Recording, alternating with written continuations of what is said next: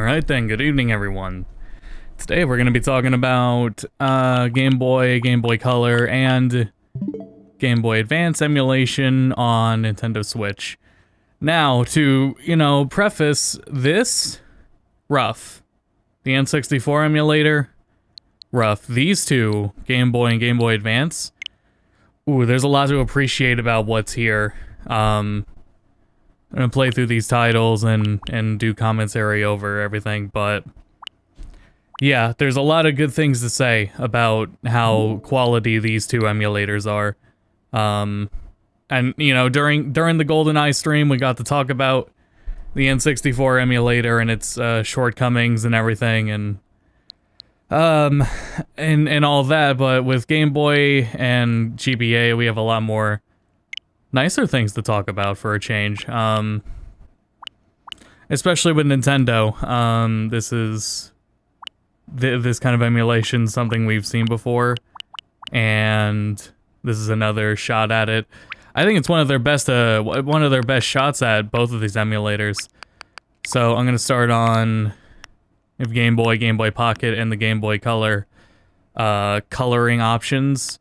Start on Game Boy and probably swap it quick, but I also have a reproduce classic feel, which adds the dot matrix filter, and then small screen is integer scale, North American and European versions. I'm actually not sure what's different about these. Okay, besides language, obviously language. Language might be it, unless there's something with content in game, like censorship for whatever region changed, because there was no region locking on the Game Boy or Game Boy Color, and I don't think there was any region locking on Game Boy Advance either. So it would have to do with that. Hello, Pavelik. I had to lean in. Chat is not here. Let me move chat closer so I don't have to lean in to read. That's further away. All right, I'll live. So yeah, Japanese versions here, I'm not sure, but this is how it was anyway, and how they've done it before. It's not like you can't go into the eShop and just download the Japanese version anyway. If you have the service, then you are entitled to see both. So anyway, I think I'll just like run through a level of each game and change filters as we go and talk about them. Hello, Crimson, welcome. I already started a bit on Kirby last night. So I can also talk about how it is handheld. And what I could say is, I'm okay with the Joy-Con's D-pad, because in most modern games, the D-pad is used for menuing. It's not platforming. Also, where's my save? I mean, I have it there, but yeah, whatever. I paused it. In most modern games, the D-pad's used for menuing, not platforming. So using that the Joy-Con D-pad isn't really that bad. Using it for here, I only played like, what, 12 minutes? I played through like 4 levels. My finger was cramping. And I haven't had finger cramping like that since playing 3DS games. My fingers, my hand cramps really bad with 3DS, and always has. Not GBA as much, because GBA was thicker, but when they started making the consoles thinner, with like the later DS revisions, SP does it too. All the 3DS except until a new 3DS and 3DS XL. Anything too thin, hands cramp. I had a hard time with Mario Kart 7. I think that was the most notorious case of it, because I played so much Mario Kart 7. So I played a lot of Mario Kart 7 through the cramp pain. So yeah, the 3DS or the Joy-Cons are a bit too thin for that. And that's unfortunate. And it's not like I wouldn't use the Joy-Con to platform in these games. So that's like aside from emulation, that's just the stipulation of the Switch hardware. But yeah, it's too damn small to use that Joy-Con. I'm gonna go over everyone, but I don't want to. I looked over at chat and straight into the extra mode. Feels like that would be a better stress test for inputs. True, but also so was just the base game. Should play. Very grateful or very useful. Great job and thanks. Yeah, no problem. I am working on Persona 3. I've been working on that for the last couple weeks now. So I figured I'd take a break for the week and do this stream. International service for... Didn't give the international services for FE6 and the GBA options. As Japan got FE6 for the Nintendo... Yeah. I think it's gonna come later. I don't know why it would come later, but it might come later. Because that is weird that Japan got it right away, but we didn't. I have a feeling it'll just come later. But no, yeah, so, just the simplest of platforming then hurts, my hands. And I never got a 3DS XL. You know what I did for the 3DS was I got the, Circle Pad Pro. Even for every game that doesn't use the Circle Pad Pro, I use the Circle Pad Pro anyway, just to make the damn console thicker. Since, you know, that's a cheaper alternative than buying a whole new 3DS. In hindsight, I should have done it, because I did want to use, like, the 3DS for more things, but that the base 3DS was so weak, man. In the way it couldn't even, like, handle emulating, GBA games. Some of them. It couldn't handle emulating some GBA games, because I think it was RAM, of all things. So, and if anyone's done any homebrew on 3DS, you might be aware of the differences between what homebrew is compatible on 3DS, or new 3DS and new 3DS. That would also be why, what is it? Well, I mean, Choga Conroy helped with new 3DS in the Xenoblade video anyway, because there was no way I was going to, even if I had a 3DS, I wouldn't have a capture card for it, so, or it's not modded for capture card. New 3DS. Yeah, I didn't get it because I couldn't afford it. Instead, I bought a, when Smash 3DS came out, I bought a, when Smash 3DS came out, I bought a Japanese 3DS just to play it. So, I bought that instead of a new 3DS. Yeah, the drip feed, sucks. This is the most they've given us at once, I'm pretty sure. I'm changing filters. It's the most they've given us at once. This is my preferred filter for Game Boy. At least here.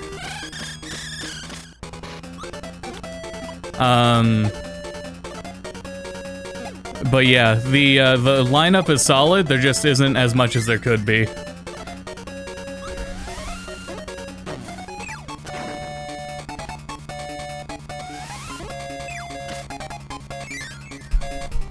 Is doing SNES. I saw something moving on screen. I want to get hit while I was reading chat.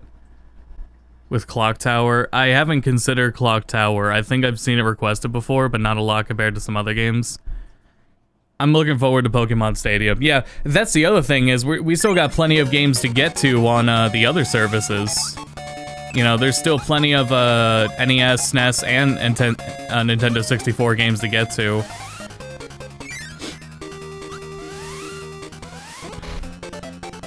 But yeah, what we got here is solid and really promising. It would be nice to see more sooner.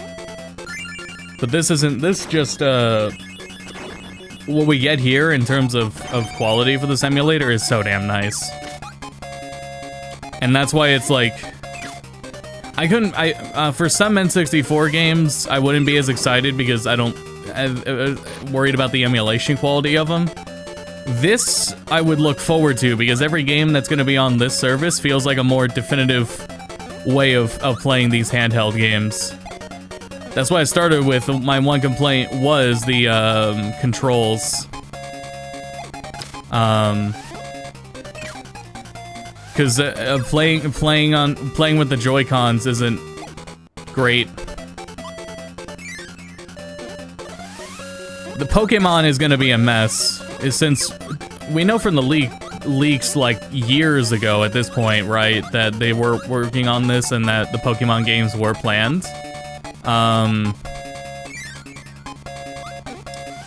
And this service doesn't have this, or this app has backups. So what could happen is if they did Pokemon games and they wanted them to be compatible with Pokemon Home, would they remove the backups? Because you could use that for duplicating Pokemon. So they very much could remove that, and I rather they just let it rock, but I don't think they're gonna do that. I think they want something. It's either that, or I hope they just figure out per game settings, so that the what is it? They just don't have cloud saves for the Pokemon games. Or just don't have the compatibility, I guess, which would, I think I would upset more people than it'd be worth.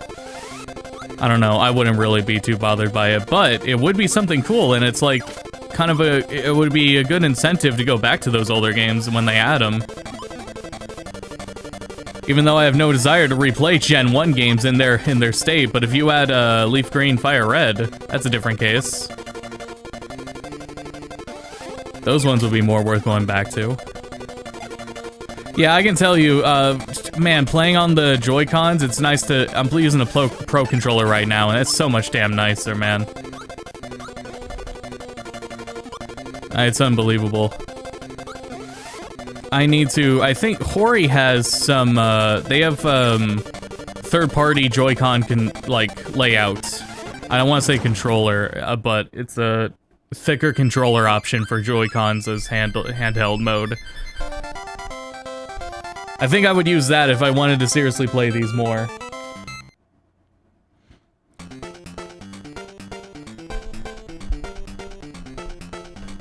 Yeah, I was starting on the stream, that was a bit ago. At the start of the stream I was talking about it. They're fine for modern games because they're all used for menuing and they're really nice for navigating menus. But as I was saying at the start of the stream, when I was playing these games in my bed on the Joy-Cons, from platforming, using those buttons for platforming, my hands started cramping.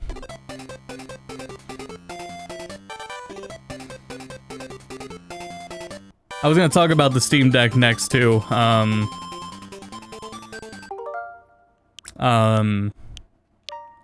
because that was one of the things I tried with the Steam Deck, and using that was actually really nice. The Steam Deck is the kind of thickness I need in a handheld controller. There's also something just really satisfying about how huge the Steam Deck screen is, and still playing GBA games handheld, just on a handheld screen that big. It's really cool. But once we get the GBA, we can talk about that more. But yeah.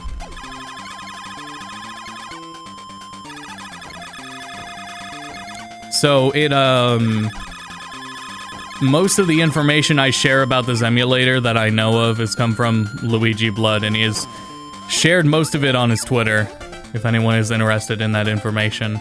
All the Game Boy Color stuff is still, all the Game Boy games are in Game Boy Colored mode with different filters applied. It's not just for this palette in particular, they all run in Game Boy Color mode.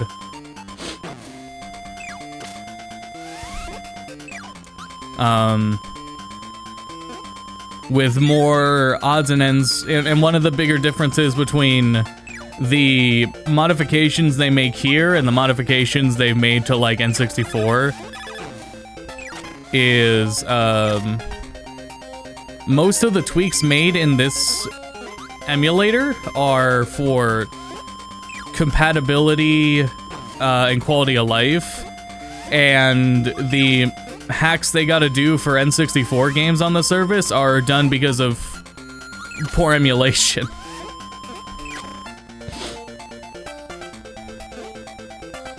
But yeah, there's so many quirky ways of handling Game Boy and Game Boy Color games. Not enough that I know about, and more than you could talk about in a single stream. It's all these nuances to it. There's a maximum potato up here.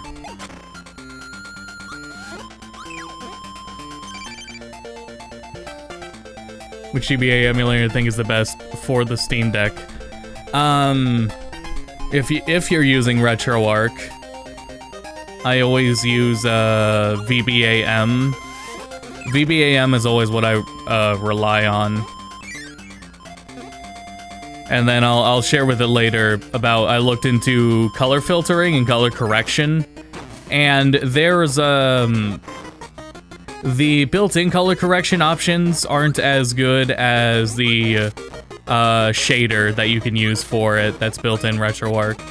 The RetroArch shader is a better option than the emulator setting for color correction, but we'll talk about that when we get the GBA. Now that I'll really be able to show it off as well, but I can try to.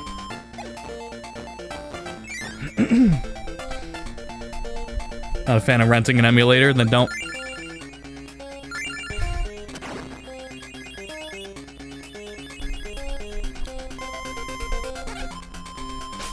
Kirby Dreamland DX hack. Mario Advance 4 can be finicky with emulators, but it makes me wonder if oddball games like Legacy of Goku 2 would support this natively. I wonder if you want to homebrew it and check it out.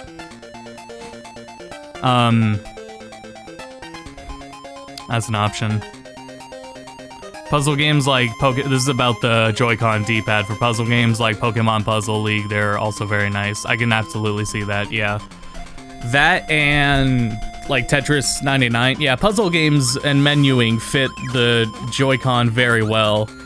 And I never have noticed, like, I've never really had any complaints about the Joy-Con's D-pad like many people have until last night trying to play these games. And it's like, yeah, trying to platform on that D-pad is a lot rougher.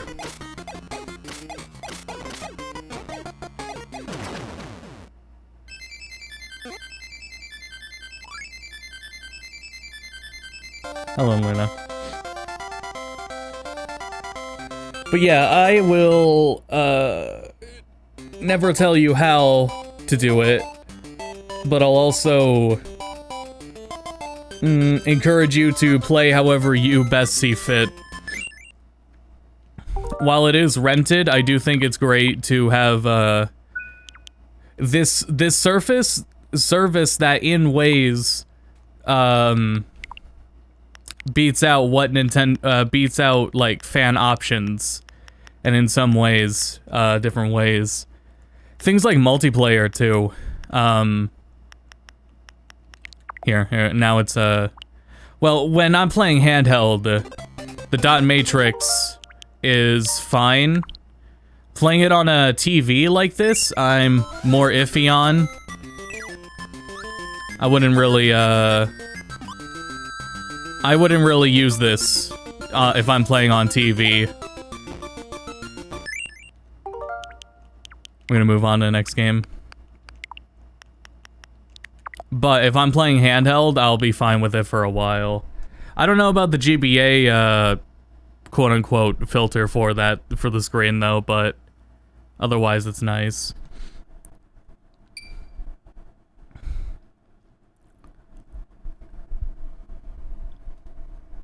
Multiplayer-wise, the entire link cable system is supported for online or local wireless.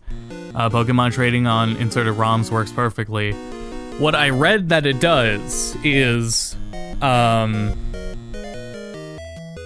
it will emulate 2 or all 4 multiplayer consoles on the same Switch. All 4 of them emulate at once, you're just seeing the one, and the other players see the other ones. It emulates them all together, and if you don't know, they got rollback netcode for these ones as well. The only emulator Nintendo has that doesn't have rollback is the N64. So, if you want to play these online, they should be reliable. I haven't read anyone delve into it, but the fact that these have rewind means that they are saving the frames, the past frames, so that makes it very likely that it's rollback. I'm pretty sure this version of Tetris is based on how Tetris used to be, where the next piece you got was truly random. In modern Tetris, you have a set order in which you get the pieces that it randomizes between. But in old school Tetris, in old school Tetris, it was genuinely random what order you would get.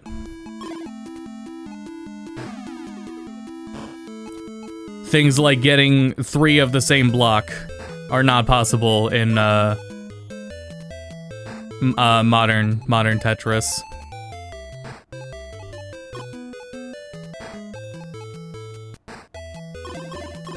I love Tetris. I've never gotten I've never won in Tetris 99, but damn it, I have gotten extremely close. I get to 2 all the time. But I am not good enough to win. I'm not good enough to keep up. There is no backup either, you can't save pieces.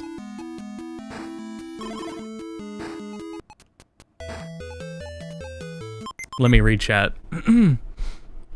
So this would be another thing where I think I'd be fine with the Joy-Con D-pad.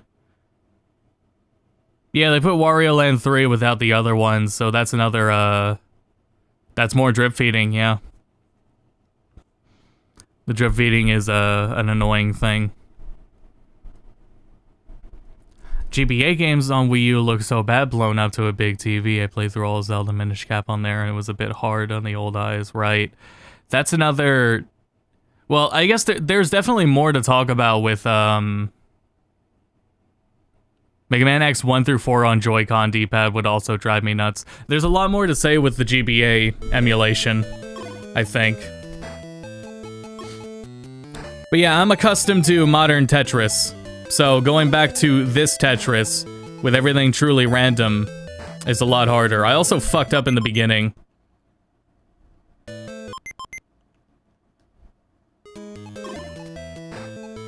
You normally save to, 2 block widths on the right-hand side, or either side. And I did not do that. I started with 1.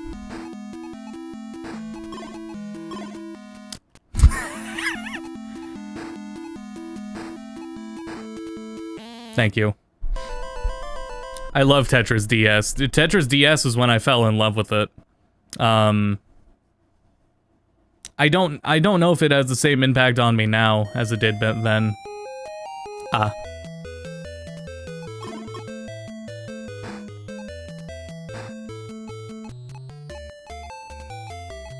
I'm not setting up for anything, I just genuinely fucked that up.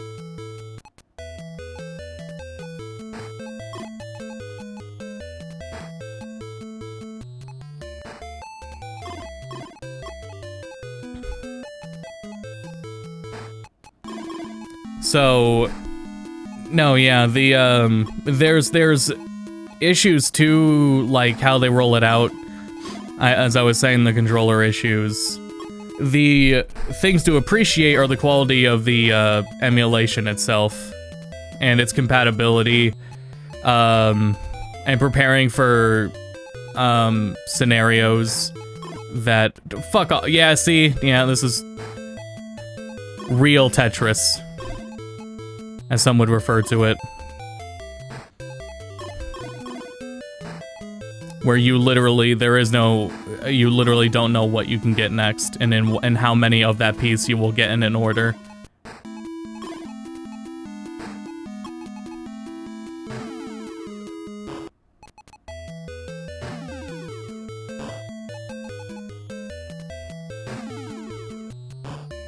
That's why you stack up on the right.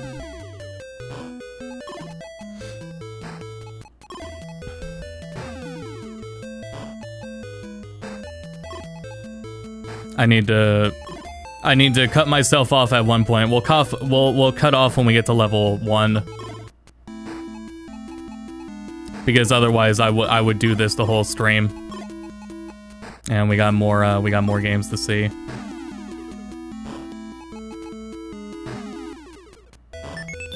Okay.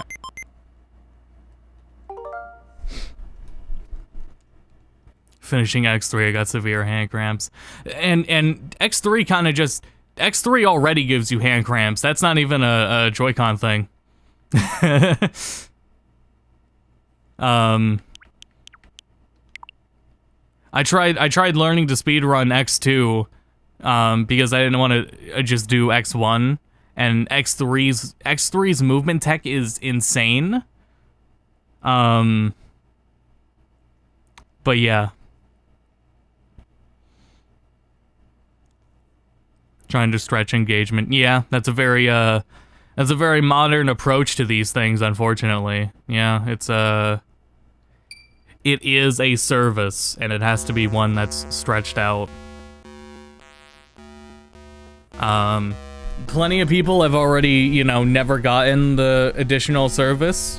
They've waited until there was something more to get with it, and I would still not blame anyone for never getting it and just sticking to their downloaded ROMs, For the most part, that still does what it needs to do. I've never played this before. I got a good laugh out of seeing this in the direct. Because I can't believe they did this.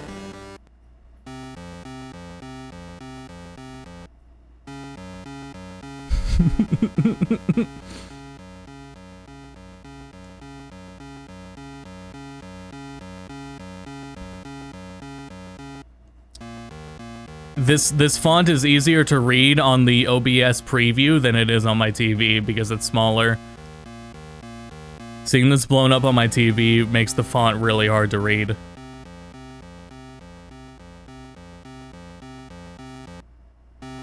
Also, this is this is a Game Boy Color game because it ignored or because it's got color. Yeah, this is a GBC game.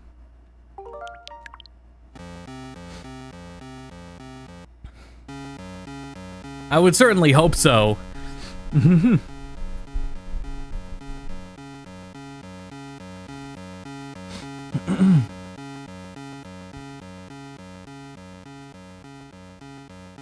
This is a late GBC game too. 2001, wow.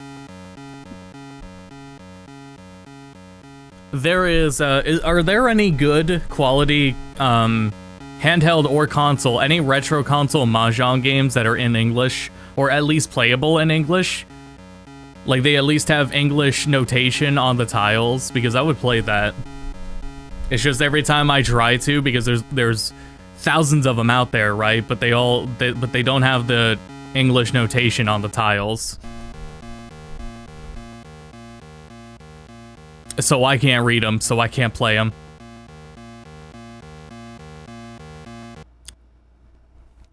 But I love Mahjong.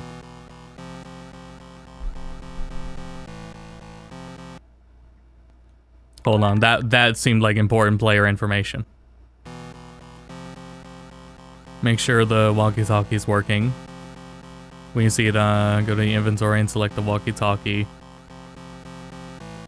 Okay, that's all.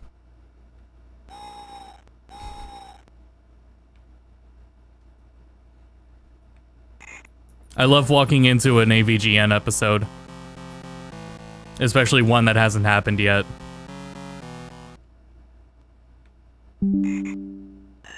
That was me, not you.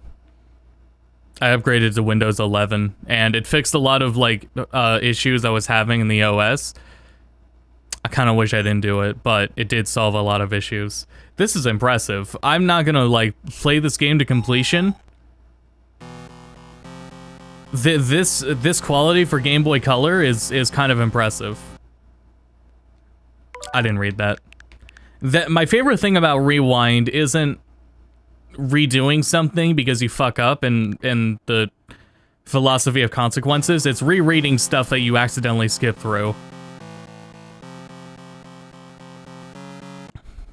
Bullets. Now I know. Here's inventory.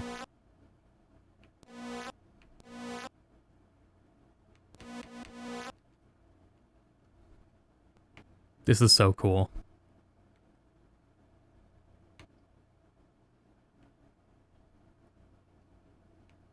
Oh, that's supposed to be the walkie-talkie in the top left.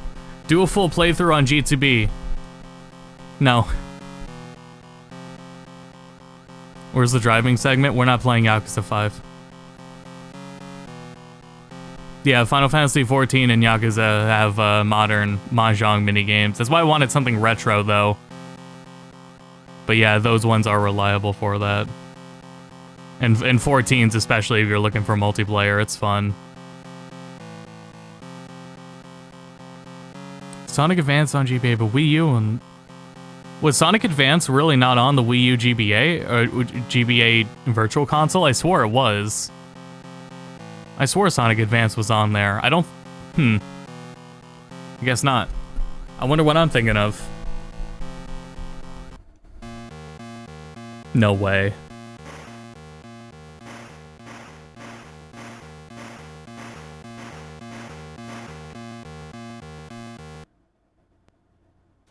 That was really cool. Japan only. Okay, that explains it.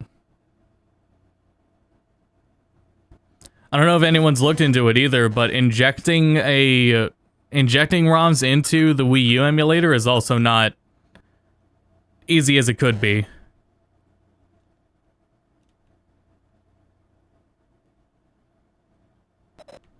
Oh, it has to be flashing. Okay, so on the last screen, the walkie-talkie thing was flashing.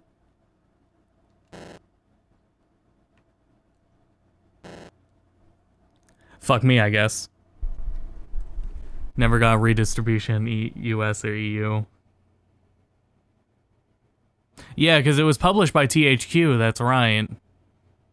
Yeah, and internationally. Like how THQ, I think it was, published Battle Network in Europe.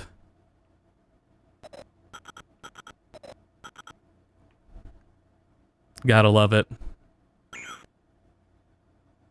Yeah, no, see, they're seeing this on my TV, and then there's looking at the OBS preview, and all those pixels make a lot more sense on the smaller OBS preview. So let's try something. We'll set it to integer scale, which is what display with small screen is. Actually, I think that's smaller than, maybe it's not. Because integer scale for Game Boy gets a lot closer than you'd think. Anyway, that does make it easier to discern what the hell I'm looking at, so... That's a good option. I assumed display with small screen was integer scale. This might already be integer scale, though. Because it does have, it's not filling the screen at the top and bottom.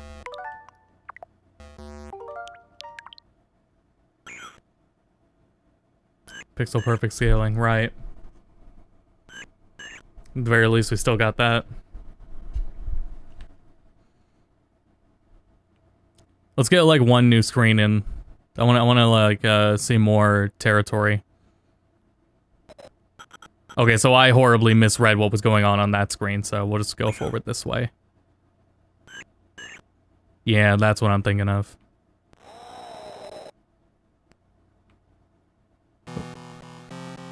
What the hell was that? They said hell in a Game Boy game! Oh, it's a Game Boy Color, you can say it here.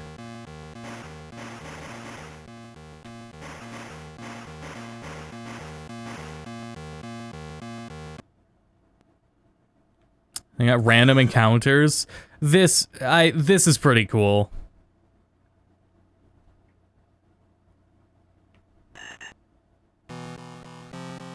Clip over revolver bullets.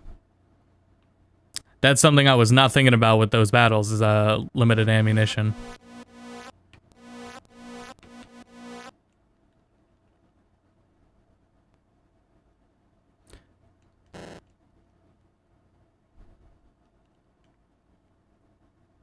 What these emulators still need, all of them, especially N64 the most, but they need remapping, because when I emulate Game Boy and Game Boy Color games, I map select and start to X and Y. And for anything like JRPGs, that makes so much more sense to have your menuing button be on X like it is in modern games. So I always forget that plus and minus are there. I think it's finally time for Mother 3. I think that's happening at E3 this year.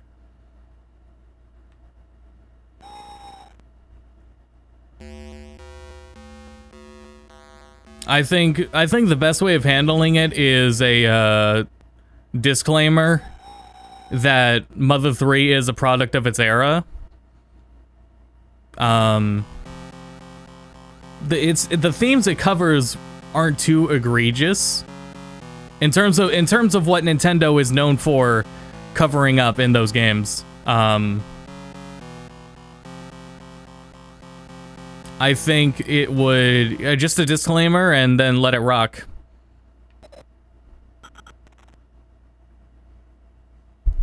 You gotta deal with having to go into the Switch controller settings and create a whole new controller map profile. Yeah.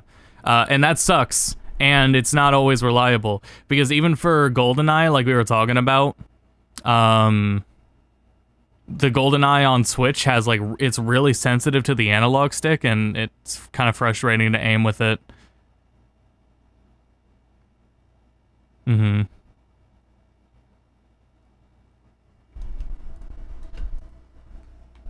I'm surprised that it doesn't have, like, even per game controller profiles set by Nintendo. They don't have to give you the customization as long as they just give you a fitting control scheme. Understandably, it's because if you buy the N64 controller from Nintendo, then that controller would be more compatible out of the gate.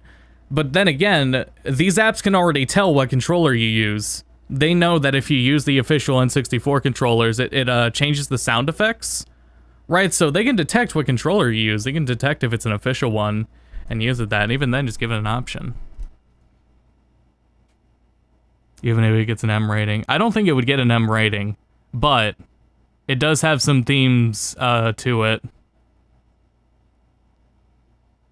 But it wouldn't, I don't think it'd get M, but it just, Nintendo would just be wary of some of the themes there. Because it's really not too, it's got some shit that would not fly, definitely. Some things we would consider, like, insensitive, and by all means they were at the time, and like I said, they were a product of their time.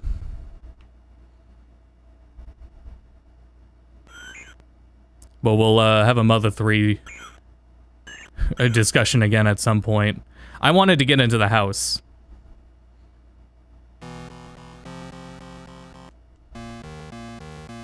And get into the middle of the screen. Never mind, there is no getting into the middle. It scrolls with me.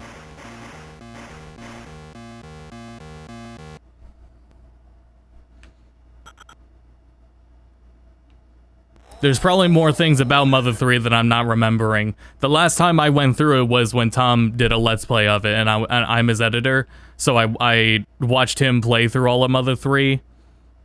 That was a little bit ago. So the full themes are lost to me at the moment. I'm remembering what I remember there, and a few things that were like, oh yeah, that's may not be, we may not see that kind of thing again. Things like that. For example, I think, you know how they changed Jinx and well, we'll just leave it at Jinx, yeah. I'm pretty sure that Mother 3 had the same kind of thing going on at some part.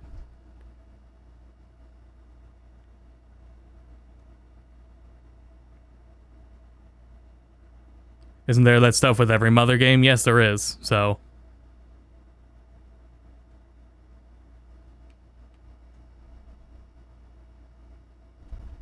Damn, I wanted to get into the house. There's nothing beyond the gate but Baron. Baron what? I wanted to read the... Moorland.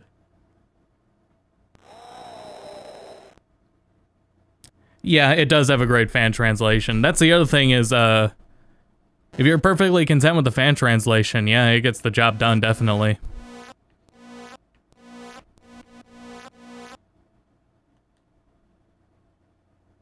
Wow, this place is huge. All things considered.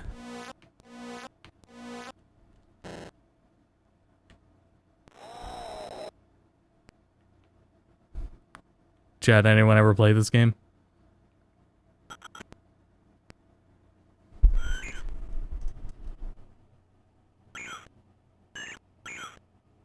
Yes, yes, that thing with Gord as well. There's a, their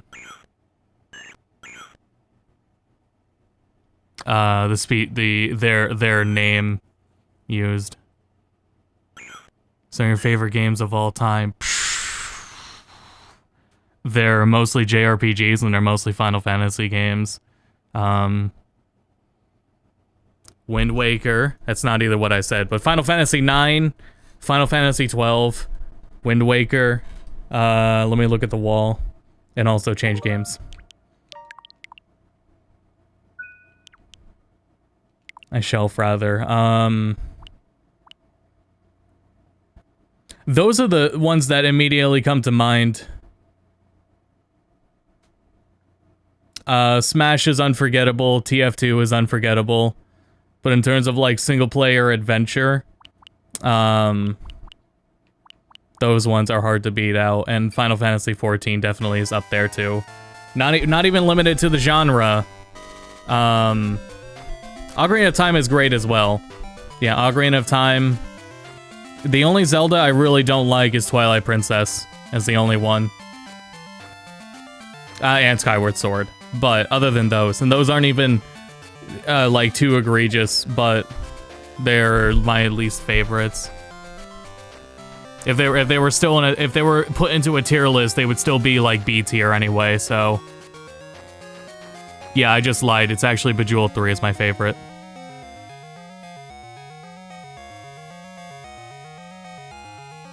Profanity, drugs, and alcohol references.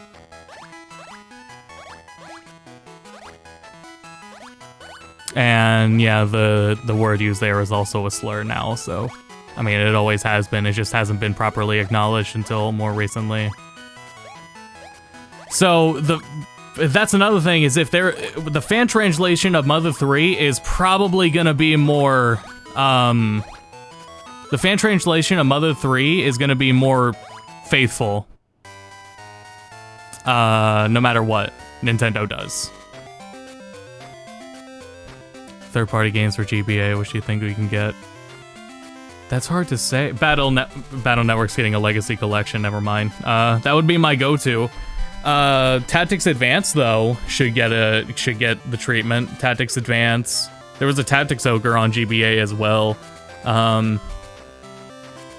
FF1 and 2, Dawn of Souls. I keep listing Square games. Those are the ones that come to mind right away, though, for like third-party GBA games.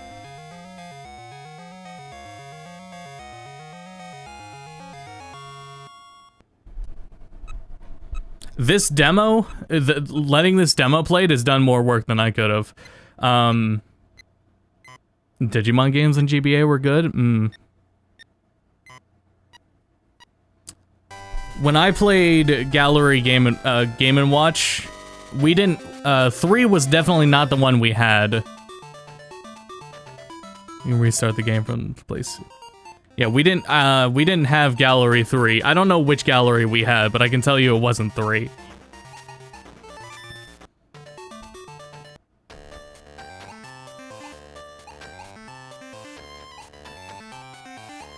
There is more to this than I thought there was. This was definitely not the Game & Watch game I had as a kid.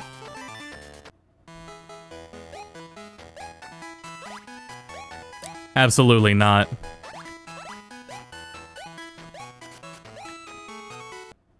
Fuck. Fuck. The one we had was not. I don't think it was a color one.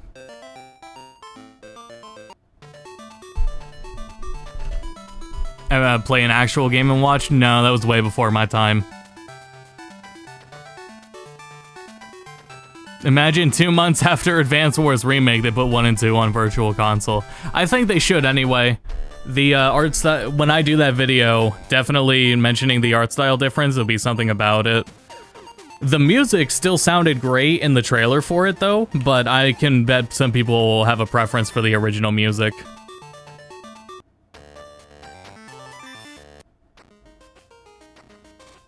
I should have read. Stop the insects from getting the flowers. Also, eat as many watermelons as you can. Just like in real life.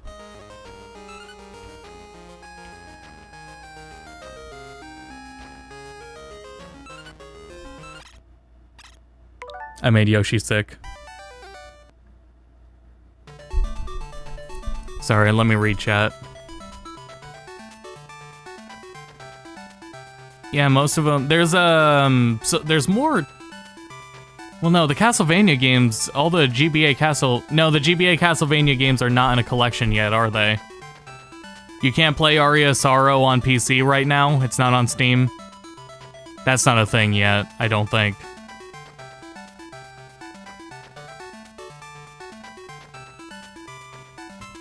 But those Castlevania games are something. Super Monkey Ball Jr., Sega Rally Champion, Sonic Advance. Advance Collection. That's what I was thinking. Castlevania Advance Collection. I feel like I heard about that so long ago. No, that's already out, yeah.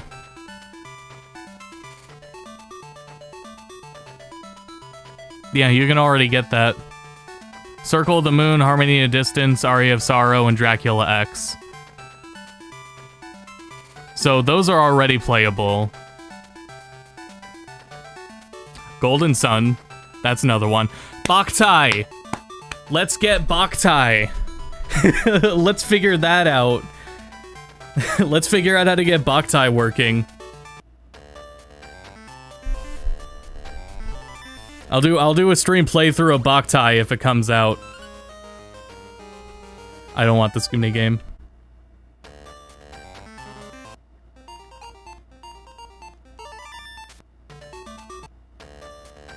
If I could see the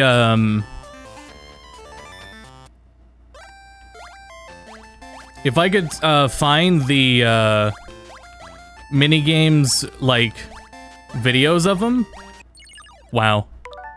Sorry, instinct to rewind. If I could see videos of the other Game & Watch games, I could immediately tell you which one I played.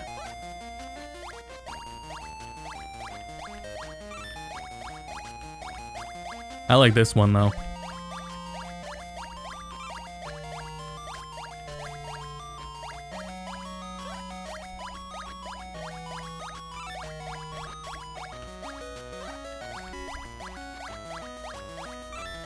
Yep. I am also hopeful that whatever they do with DS will also be of reliable quality. I kind of wanted, yeah, I wanted to fall to, I got to keep going. Okay, there we go.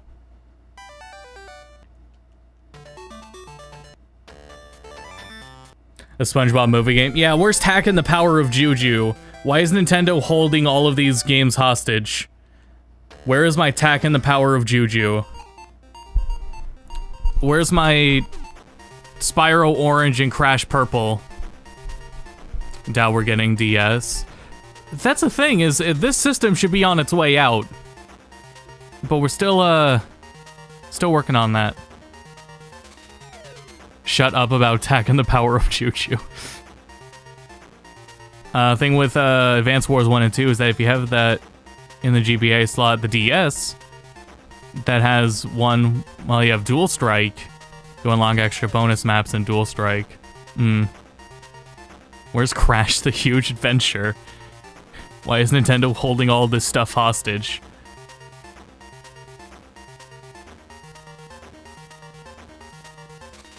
Yeah, Boktai was the one that needed sunlight. Doom would be very funny, and any Doom game on these platforms would be very funny to see.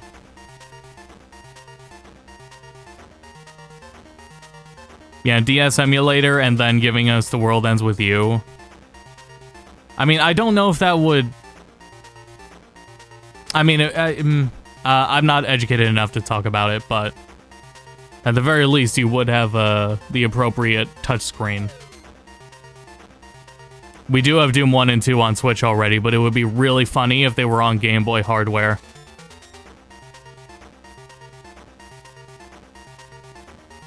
There was... oh yeah, Boktai is the one with that requires sunlight.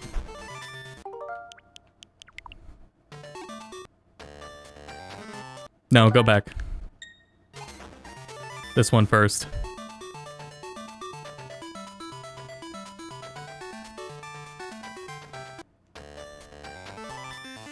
That was phrased like a...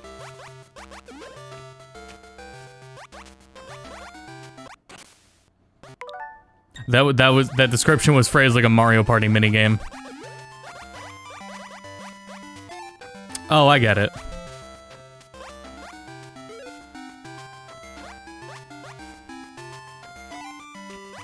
That's really cool.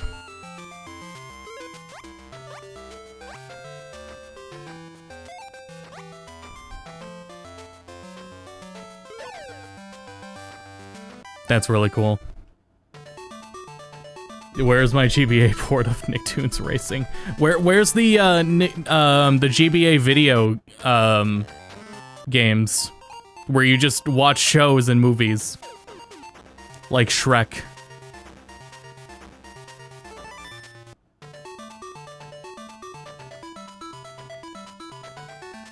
Get a key to open DK's cage.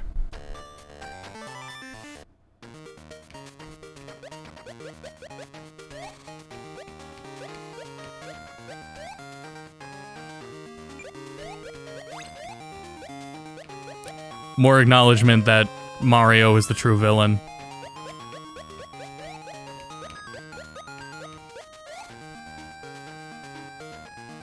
The Lego Star Wars games. That's how I played, Lego Indiana Jones was the DS version of it.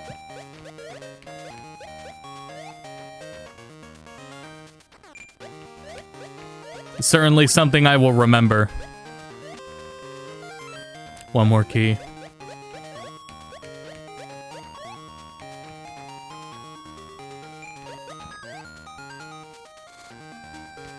And GBA, Who Wants to Be a Millionaire. My significant other at the time and I did in fact play through, we played N64 Jeopardy and also Game Boy Color Jeopardy. I won't defend Game Boy Color Jeopardy. That's a lot harder to handle. I did enjoy N64 Jeopardy and also Who Wants to Be a Millionaire. If those were there, like if I had those games as kids, I would have played them a lot. Okay,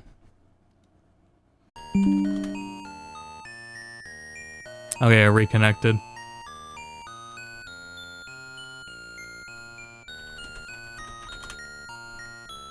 Anyway.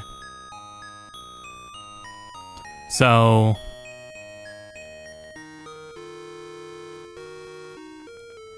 there is... yeah, no, right from the beginning, there's more to comment on with, there's more to say about GBA emulation.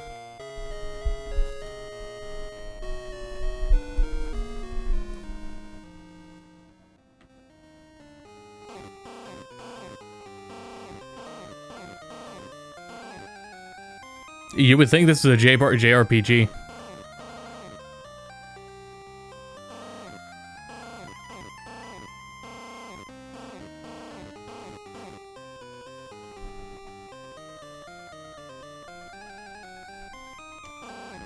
I would be excited if they could handle things like Four Swords Adventure.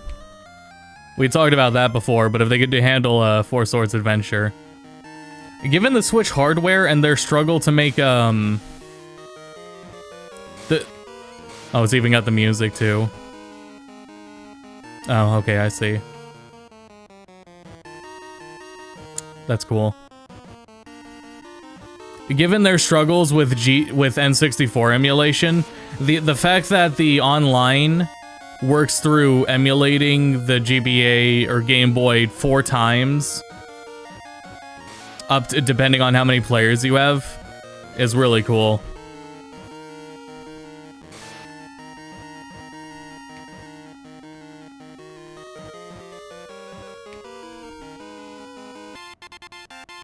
It's controlled surprisingly well. This would probably be another game that I would not feel as good about on Joy-Con D-pad. But I am using the analog stick for this one. It feels fluent enough to rely on the analog stick for.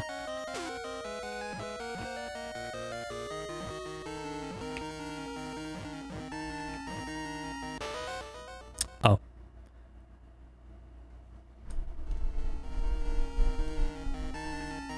I have tried playing, what is it? Oh, Shrek Super Slam. It wasn't even good for like a laugh. It was because that's the only reason I played it, was to laugh at it. With a friend. Had someone over who wanted to play it. Not even funny bad. Take that back. I think you'll live. The Shrek 2 game was decent. Well, the GBA ports of Donkey Kong Country, did those ones do any different? You know how Mario 3 has its e-reader levels? Damn it! Did the DKC games have anything different on GBA?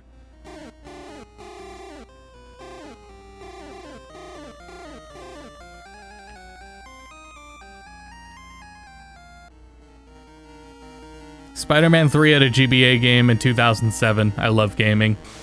I love video games.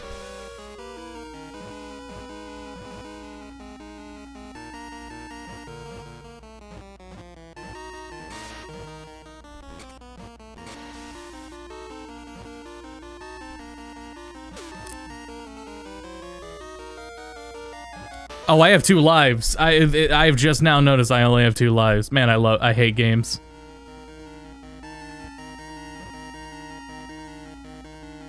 Same game, but with added cutscenes, that's right. I vaguely remember that. And minigames and collectibles. I want to finish this level.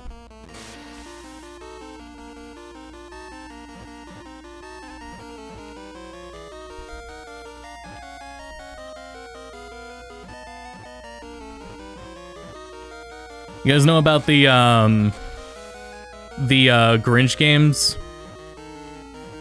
I don't remember which one I played one Christmas on Go to Bedcast. Some of those were like of really surprising quality. Damn it. Some of those ones were of really surprising quality.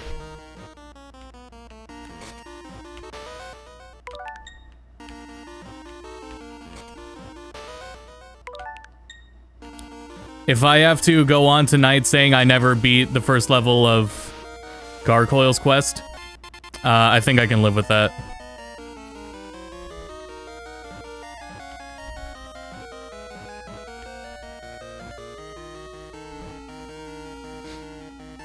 PS1 Grinch, yeah.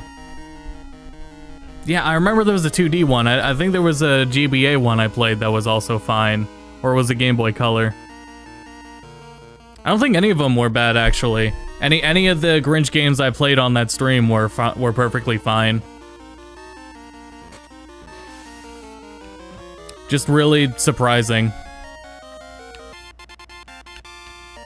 What a trap.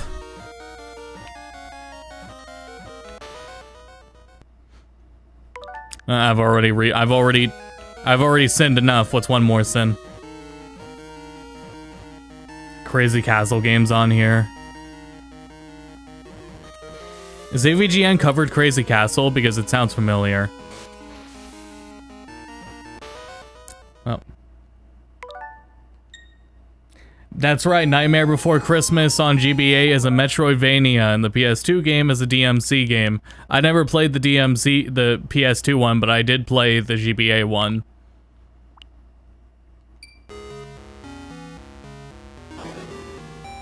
Now, if you want to play Link's Awakening,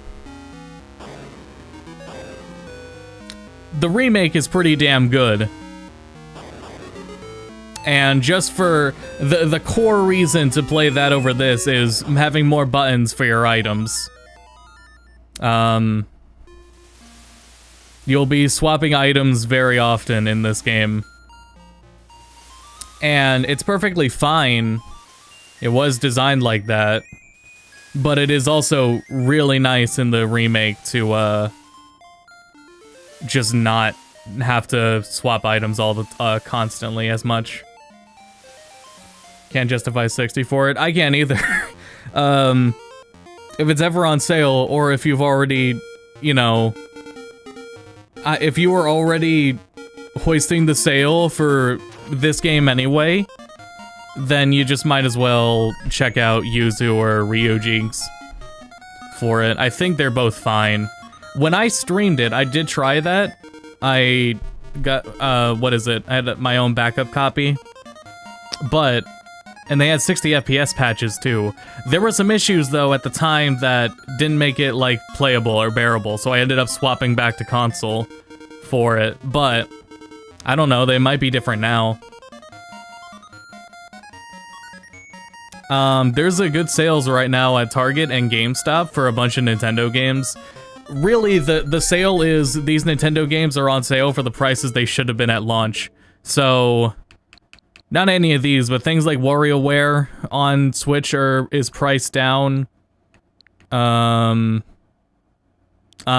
Switch Sports is priced down to something more appropriate. I'm trying to see if anything else comes to mind.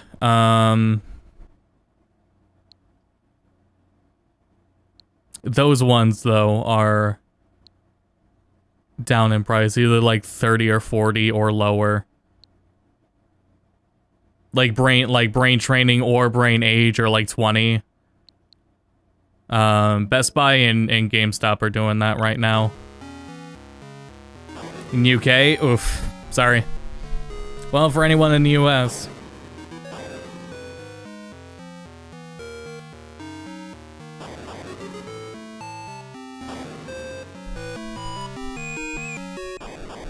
For Metroid Prime specifically, the $40 I think is fine. And especially because that's probably gonna mean Prime 2 and Prime 3 are gonna be $40 each as well. I very well remember that my full name does not fit in here, but we can try.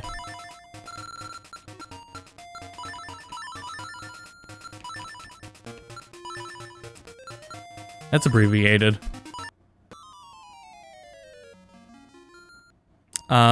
But like Skyward Sword for 60, no. That's a really weird comparison too, is how Skyward Sword was $60. That did have to rework the controls, but then again, so did Prime. And Prime 2 and Prime 3 are gonna have to work the controls, and Prime 3 is especially gonna have to really rework the controls, but it might still be $40. I may not be surprised if, and I'll say this in general, when Prime 3 comes out on Switch, it might be 60. It might be 60.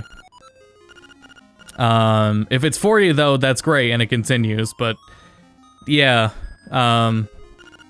Return to Dreamland, I think, is also still rough at 60, though it is coming with an epilogue and a few more mini-games. I don't know if that justifies 60, but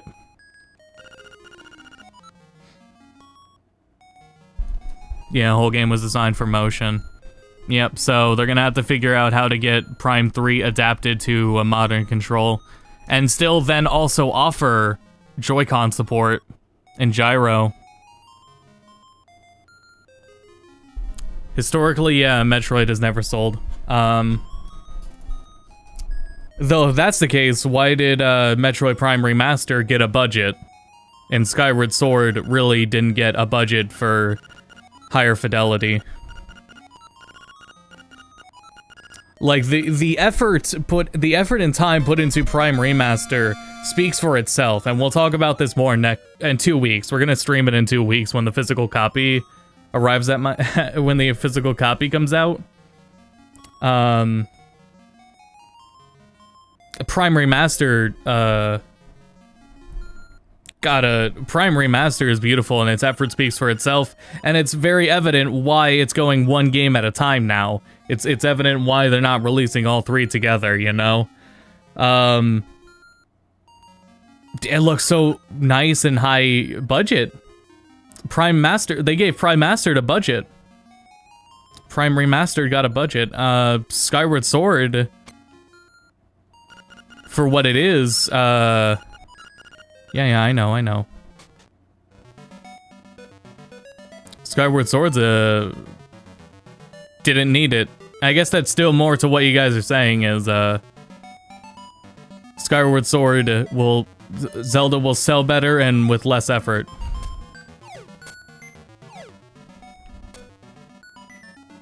It's not fair to say that, Prime wouldn't sell. Metroid is...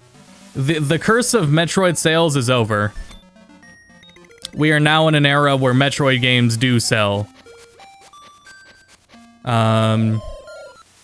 Dread has crushed that, and Prime now has more than likely crushed that as well. Metroid's curse of underperforming is over. There will never be a Prime game there will never be a Metroid game that underperforms anymore. Yeah, we are also in an era where Fire Emblem games outsell Japan. Yeah.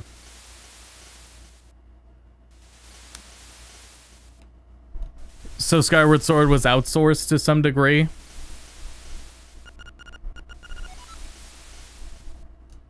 Yeah, Yakuza games also. I love it. With Ishin coming out next week, and that's what we're gonna stream next week, by the way. We'll have an Ishin stream next week. But not only do Yakuza games, including their spin-offs, release the same day worldwide, in English and Japanese the same day, they also release on PC. And Xbox.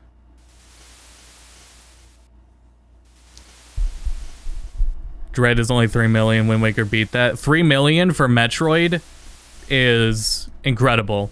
We're talking for Metroid.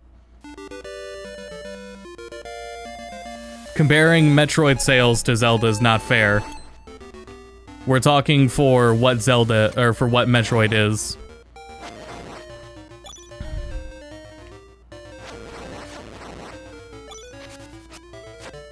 So, for where they go from here,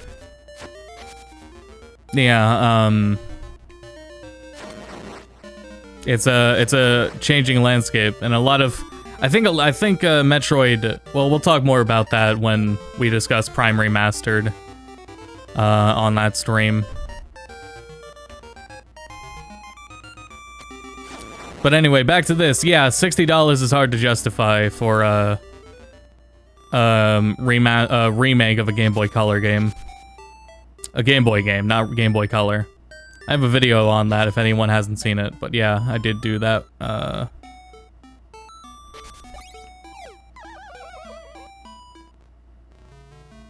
When I was young, I had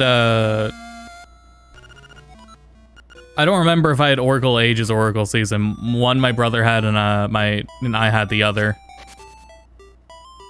When they come out, though, on the service, I'm gonna stream them.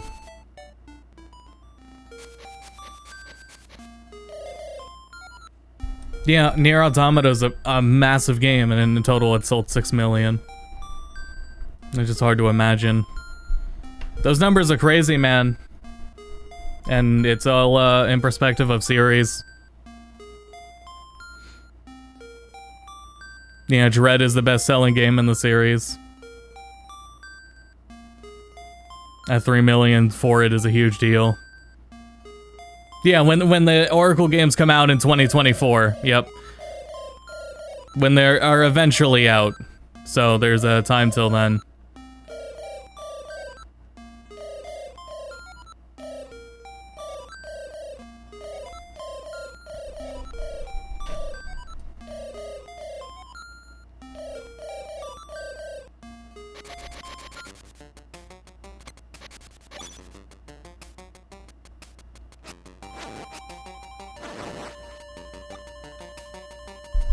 For game series makes them sell more or less.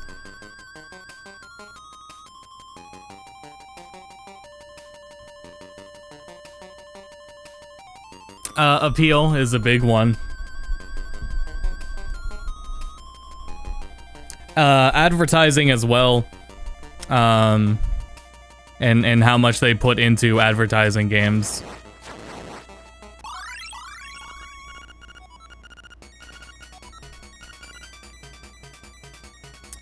Generally, it's appeal, but that's a super open-ended question. There is no TLDR on that one.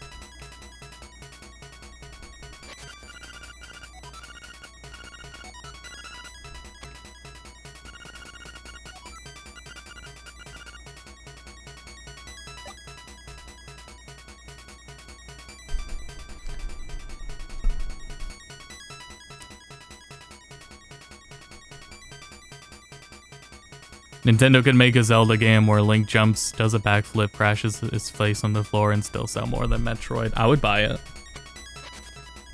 Yeah, if they remastered the CDI games, I'd buy it. You know, there's Tripping in Brawl. That sold more than any Metroid.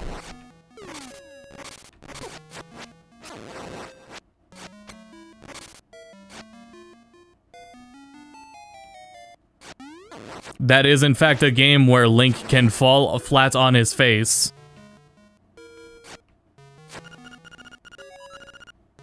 Yeah, I know.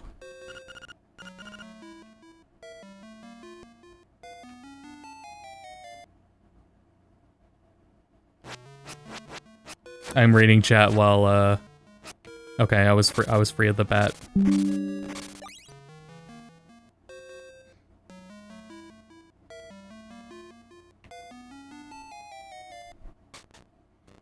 Yeah, if anyone wanted to play the CDI games, they were entirely recreated. They got C&D'd, but I'm sure you can still find them. I didn't even try to lift that. I just got pushed into it.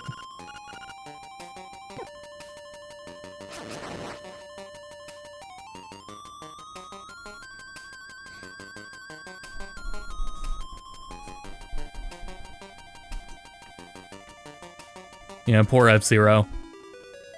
I don't want to hear much about Metroid anymore with how F-Zero's still been treated. There will be an F-Zero game on Switch. There will be a playable F-Zero game on Switch. Until then,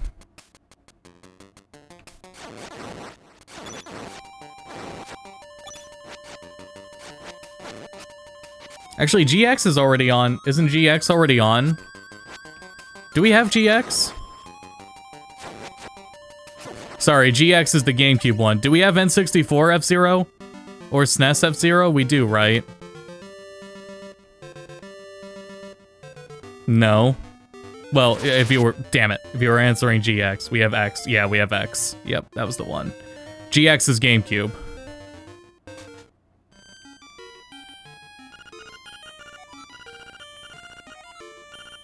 Oh, damn it, I forgot the toadstool. How far does it rewind? Wow, that's far.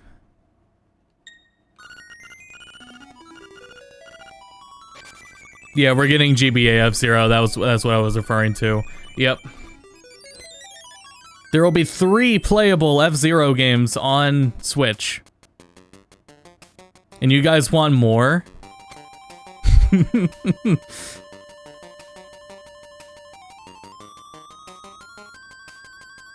Is the GBA F-Zero good? No idea. There's also 2 of them. There's 2 F-Zero games on GBA.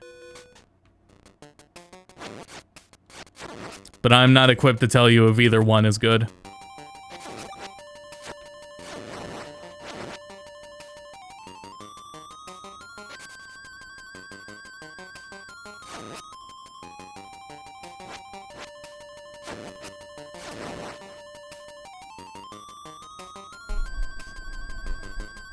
Three, 4, maybe 5.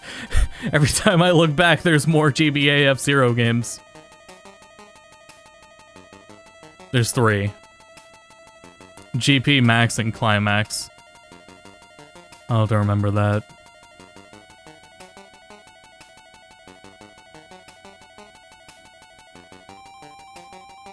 We are getting Pikmin 4.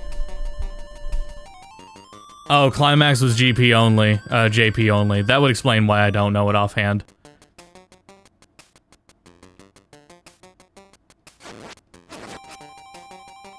Was there anything I can get back at the village right away? Our first thing is to get the toadstool. The toadstool is in the forest.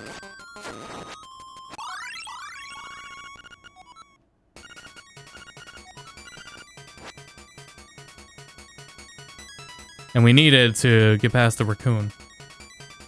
Sorry, Tanuki. Here we go.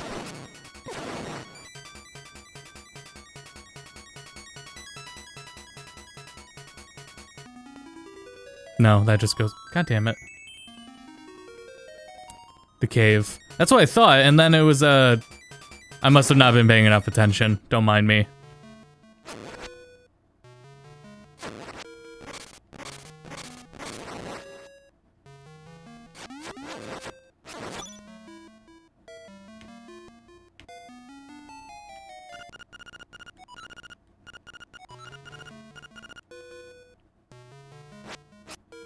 This is why I stopped.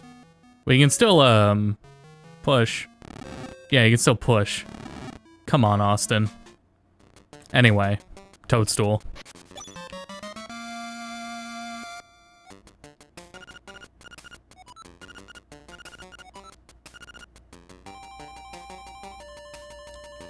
Yeah, DKCR still needs to be done justice, right?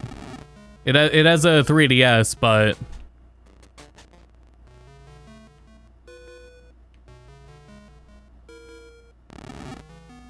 as I'm trying to read chat and do puzzles at the same time. Emerald net play. That's a good idea. When I did a replay of Emerald lately. At least I think it was lately. I think it was in last year I did a replay of Emerald. But I did well, I did a ROM hack of it that makes every Pokemon accessible without, you know, the event Pokemon you can't get anymore. The way it did it was kind of lame. You know, Mirage Island. It made Mirage Island always there, and Mirage Island is all legendary Pokemon. So every encounter in the damn place was a legendary. That didn't feel as good, but I mean, it was a solution. You could, in fact, get all the event Pokemon and Pokemon not in your version. Emerald 386. I don't know if that was... I don't think that's what it was called. I want to say, like, Emerald Forever. I don't think that's right, either. I feel like I'm getting it confused with something else. Could you change the Deoxys form? I think you could just find the other forms on the island. So you didn't need to.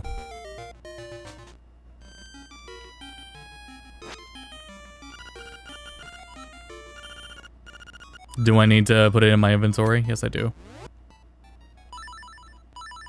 Oops. There you go.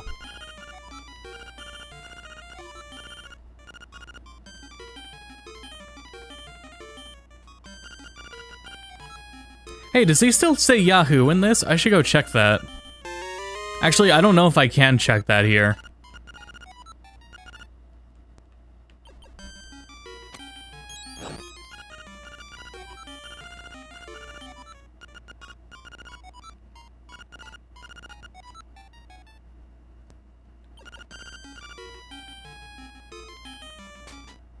Minecraft 3DS is an impressive feat. As I was talking down the 3DS earlier. Is that new 3DS exclusive? Because I can imagine it is. I need to swap these. There. I keep wanting to hit B for it. Well, that sucks.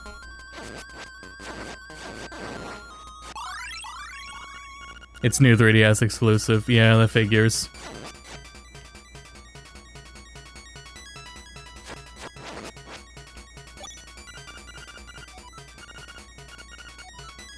This is so this is another game that's really tempting to just start playing the whole damn thing over.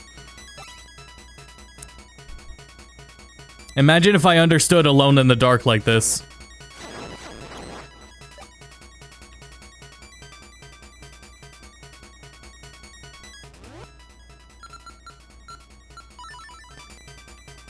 This one also is perfectly fine with analog stick, at least for me.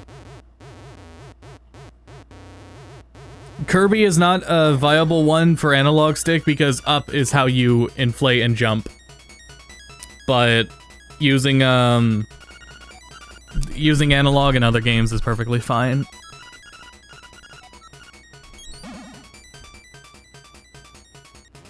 Like I could probably, if I had played Mario and Luigi, I would probably just be fine on Joy-Con.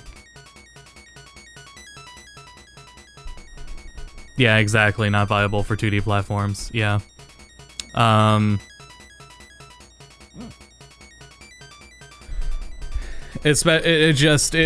the case of Kirby, it's because there is an action tied to the up button.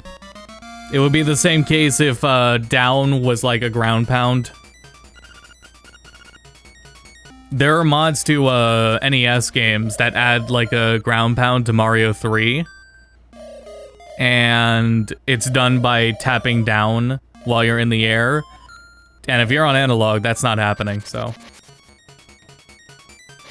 Metroid 1, 2, 3, and 4, and 5 will all be on Switch. Yeah, they will. I imagine Zero Mission will at some point. Yeah. Minish Cap is also fine. I played through that a while ago on G2B. Perfectly fine Kirby game. Kirby, Zelda game.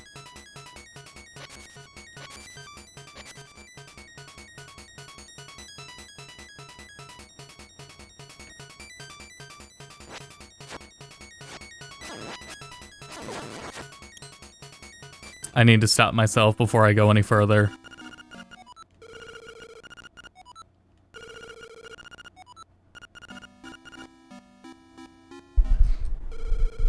Finally get to play Fusion. I haven't played it. I played it a bit before Dread came out.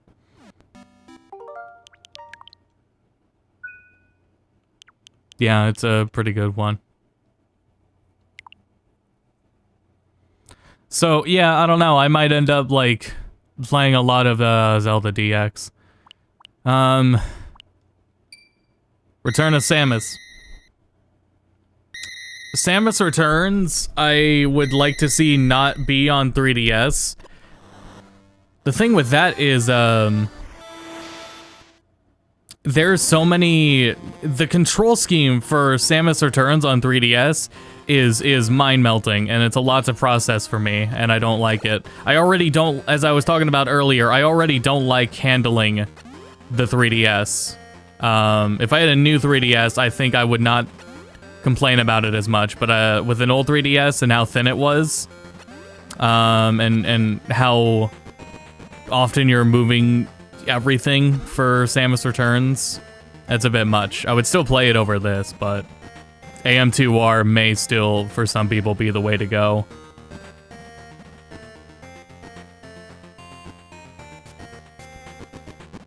Because otherwise, yeah, you wanna play a Game Boy game or enjoy a 3DS game.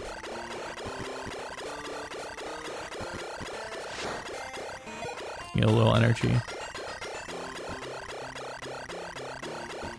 On Go to Bedcast, by the way, since Metroid's relevant. We're playing Metroid Prime 1 and 2 co-op multi-world randomizer between myself and 2 of my friends, Cal and Cheat, where the progress items in all 3 of our games, 2 of us are playing Prime 1, Cheat is playing Prime 2. All of our progress items are randomized between all 3 of our games. It's a slow-paced series. We're very casual. But I mean, that is what we're streaming tonight. If anyone is interested, on twitch.tv/GoToBedcast.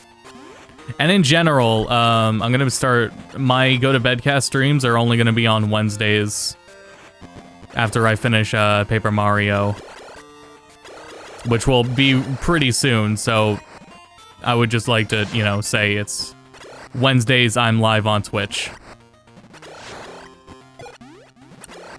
That is a summation of that.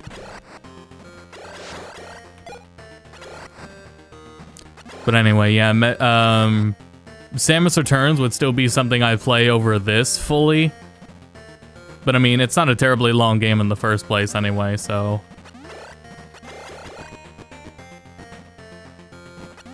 Is it save? Cute.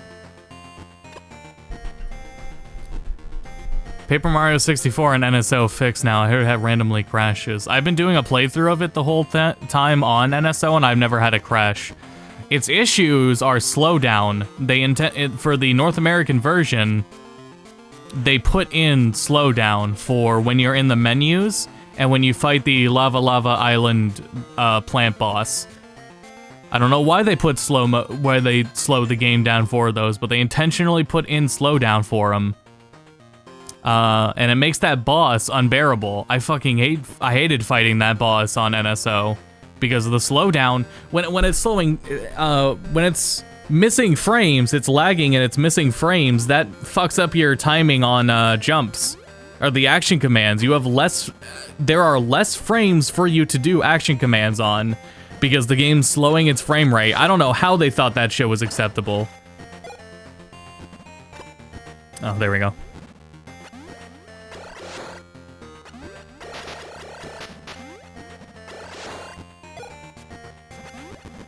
But yeah, it's intentional. Never played this one. No, I've never played the original. I played the 3DS one, but I've never played AM2R, and I've never played this version.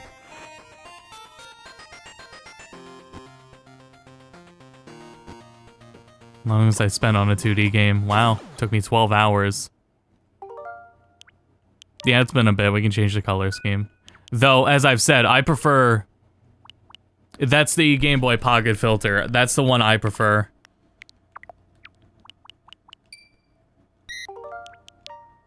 No, don't create. Load. You can have this if you want. I would rather not. And like I said, the reproduce classic feel, adding the dot matrix look... This is... I like this more when I'm playing handheld, but I don't like it when I'm playing on my TV. I'll pass on it playing on my TV. Oh, those colors are... Okay, those got those colors fit a lot better for this game in particular.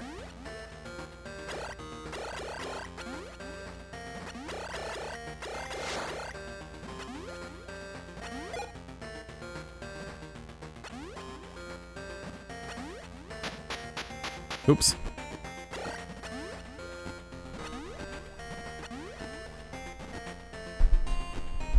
I like more colors and a fun 2D remake. AM2R update is really good. How recent's the last AM2R update?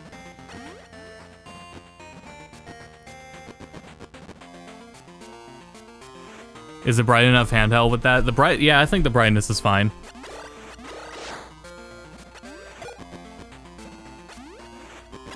They're, getting accuracy in terms of Game Boy colors is so, like, subjective, though, because it ultimately changes between every hardware revision of the Game Boy itself. So, it's, in determining, like, a intended look. is hard. Was I supposed to progress back there? I kind of want to swap to the next game, but I figured I'd ask as I'm reading chat and paying more attention to chat than the games themselves. Yeah, Switch version of Shantae is on the eShop. If anyone wanted GBC Shantae, it's already on the Nintendo. It's already on the eShop. It had a physical release too, right? But I don't know if you can still get it physical.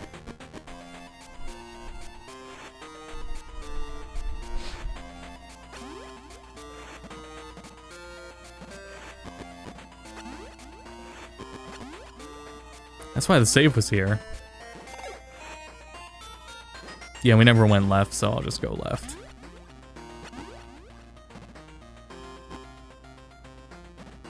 Yeah, Shantae was limited run games.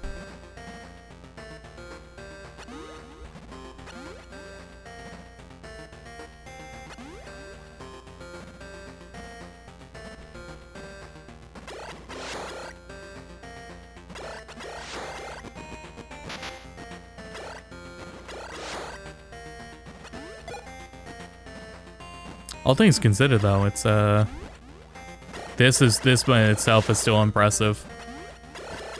The game itself, I'm not talking about the emulation, as I've already sung those praises, but the Game Boy and Game Boy Color had more to offer than what I ever played, which was mostly Pokemon. Pokemon was most of what I only played on Game Boy Color. I didn't like playing anything too demanding of platformers on something like that. I felt like platformers should be on like the TV. And even then there were ways to do that anyway, so when I was young I didn't really get many opportunities for platformer games. Anything that involved platforming, rather.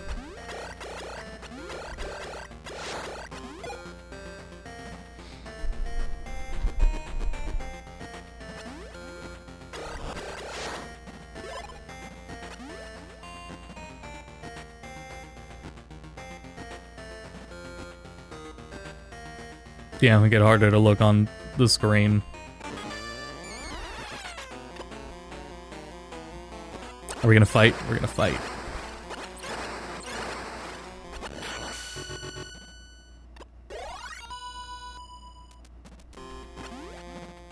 Let me get to another save area and then we'll move on.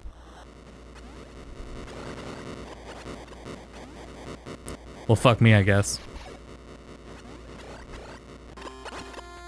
Never mind. I thought everything was collapsing in.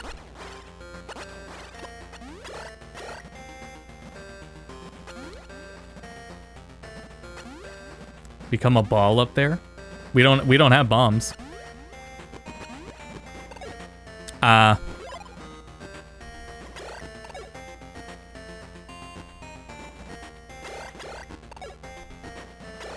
Now what? Go through the wall.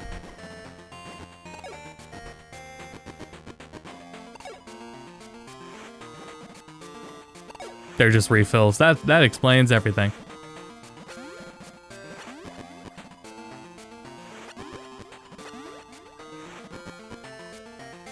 I always wanted... Mario was the one thing. I did get a Mario Deluxe, which was just one. And that was where most of my memories of Mario 1 came from, because when I played the original Mario 1 on NES, I was too young to remember any of that.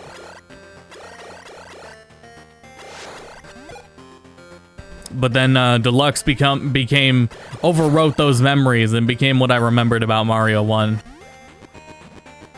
And then it became clear of all the changes they made when I played original or All Stars. I also remember I love All Stars so much. The color palettes and sound effects are so nice and addicting.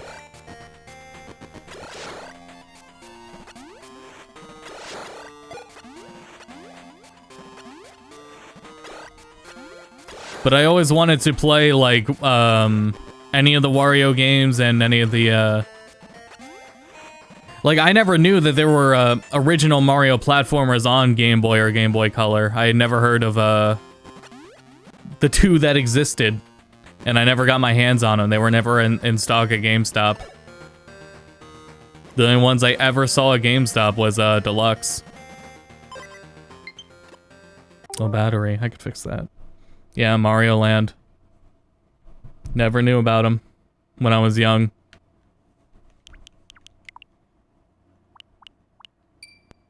And there were 2 of them.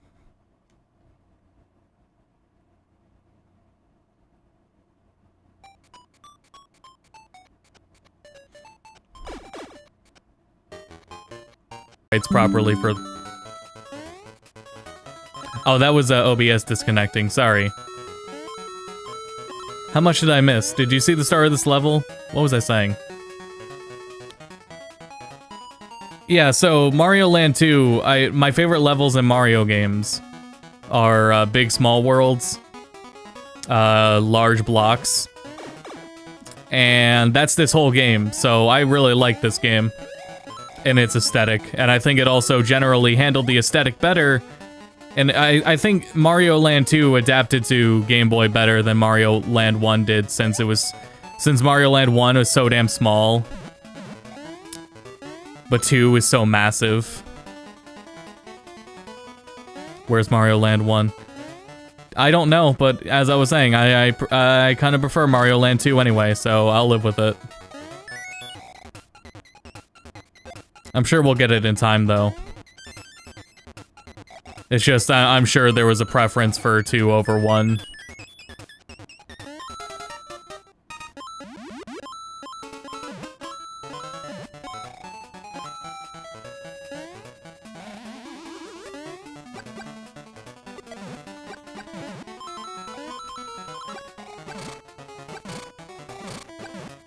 Were the ones back here that?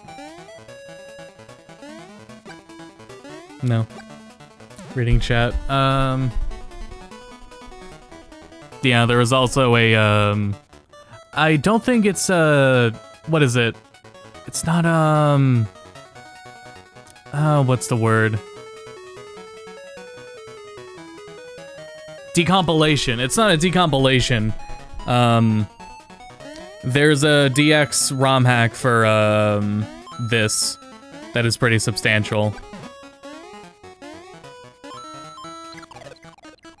But I mean, this is also another game that, like, stands up on its own. Yeah, as someone whose primary Game Boy library was just Pokemon games, overall it's a, nice surprise. The Genesis app has Sonic 2, but not Sonic 1, and that's a weird one, because I mean, I prefer Sonic 3. Shocking opinion, but...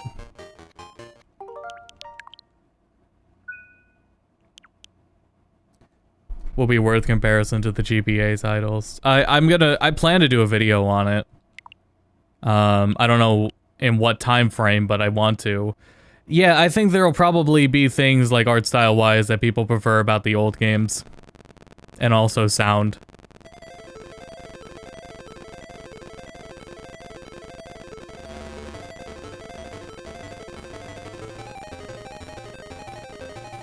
Yeah, Sonic 3 has licensed music issues to work out.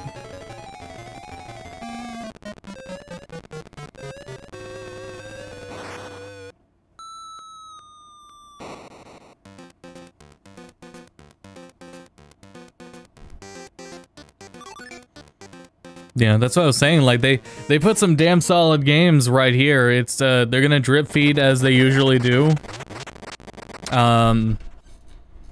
The games they gave us immediately are, good holdovers until they continue the, drip feeding.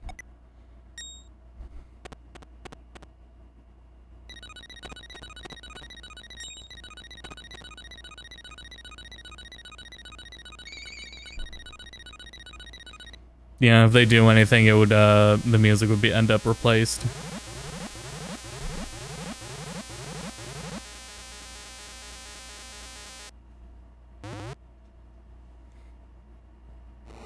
It's really weird with the stream going down. I don't know if that's, I don't know if that's not OBS. I don't know if that's, on my end or on YouTube's end with the stream going down. The twice that it has. How long have I been live? Oh my god, I've been 2 hours. I didn't even get the GBA games. I thought this stream would be like an hour at most. These are Game Boy games. They're not long.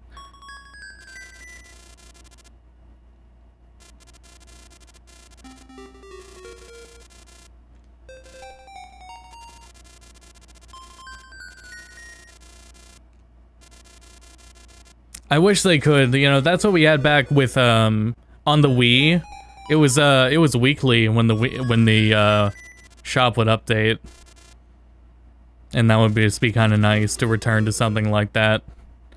Or even just, I guess, once a month, I would take, if just one day in a month, there was a collection of NES to GBA games that just dropped on the service.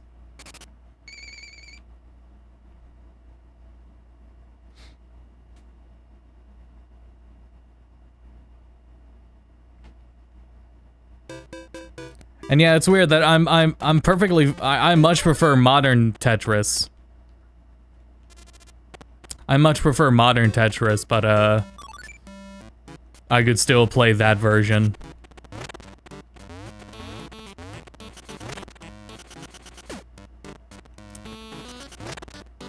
Never played my Wario Land, so excuse me as I adjust. But I've always heard fantastic things about him. Especially 3.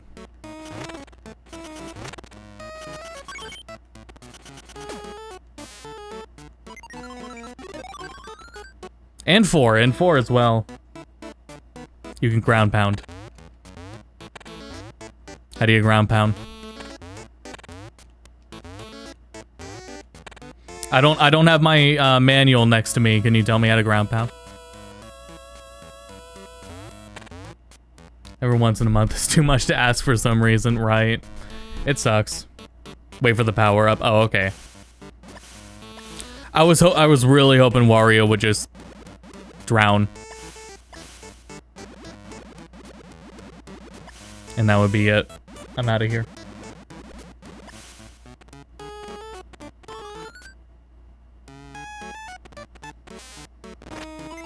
That's yeah, a lot of hits done.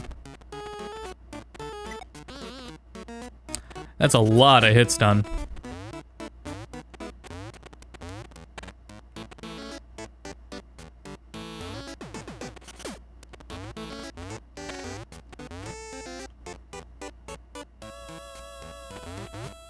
Oh, okay.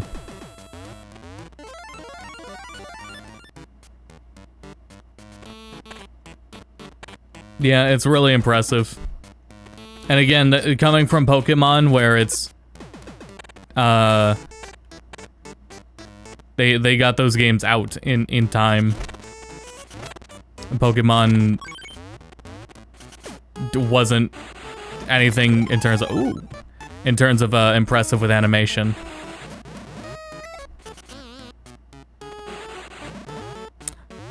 I thought Pizza Tower just kind of added on. But now that makes more sense.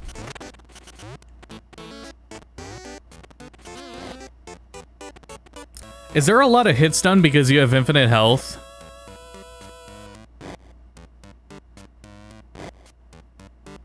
Designed to look at a manual for the controls, right? And for the Wii and Wii U, Nintendo kept like archives, and they're still accessible of high quality scans of all the manuals. Good shit. You're basically immortal. That's pretty cool. that will excuse the amount of hits done. Try touching the fire.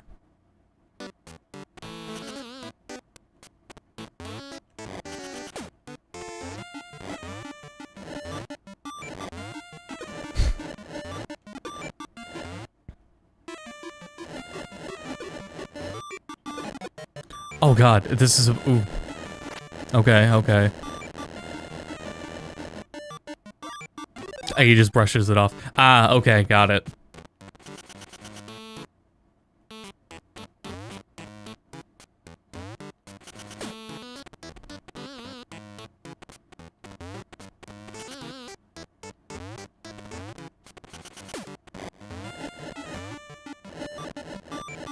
One more time, run it back.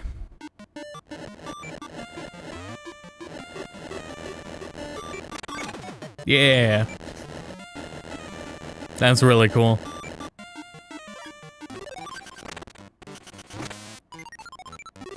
They have a little blurb for each game in the NSO app, but no control guide. Yeah, they just have the optional control layout at the bottom, which is only for the emulator. It's not for the games themselves.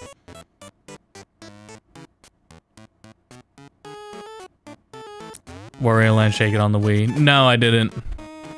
It was one I really wanted, but it was, again, another game that I didn't play because it just wasn't at GameStop. It wasn't ever in stock. Oh boy.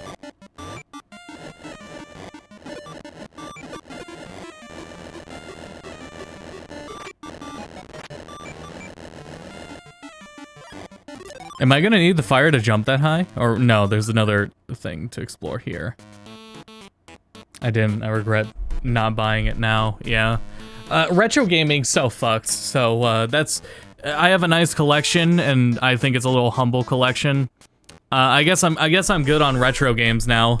That shit's way too overpriced. Everything. I was thinking about Game Boy though, and getting the Game Boy player because I don't have a Game Boy player for my GameCube, and that would be nice, but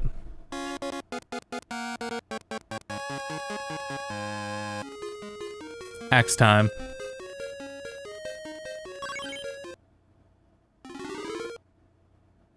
I'm gonna call it on Wario here. But this is definitely, and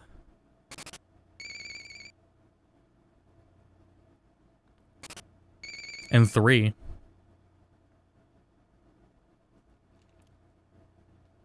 And even then, there's more to do in that level that I didn't do. So, that's Wario Land 3 is definitely, and Mario Land 2, finally. Yeah, there's a handful of good games here to, like, last, and ones I'm gonna come back and play. The thing is, I used to have trouble falling asleep, so I would stay up longer at night, and that would be my time to play these kinds of things. As of late, I've had my sleeping schedule back on track, and I get great sleep. But as soon as I lay down, I'm like ready to pass out. So I have a much harder time staying up to play any games anymore. Let me do check where I'm at, check notifications on Discord before we continue.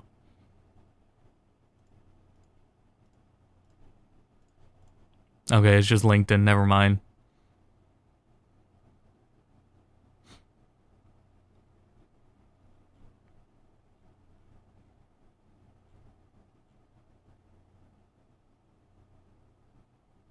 Think about a Kiryu skin for Like a Dragon Ishin.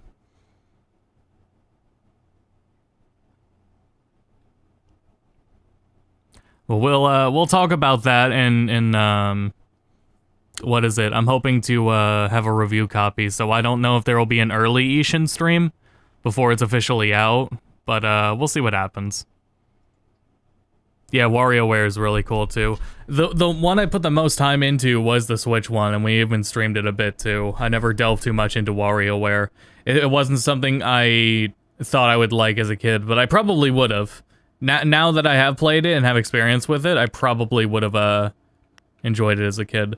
Reproduce Classic Feel is another one where I like this more on doing Mario 3. Handheld, I liked how this looks more.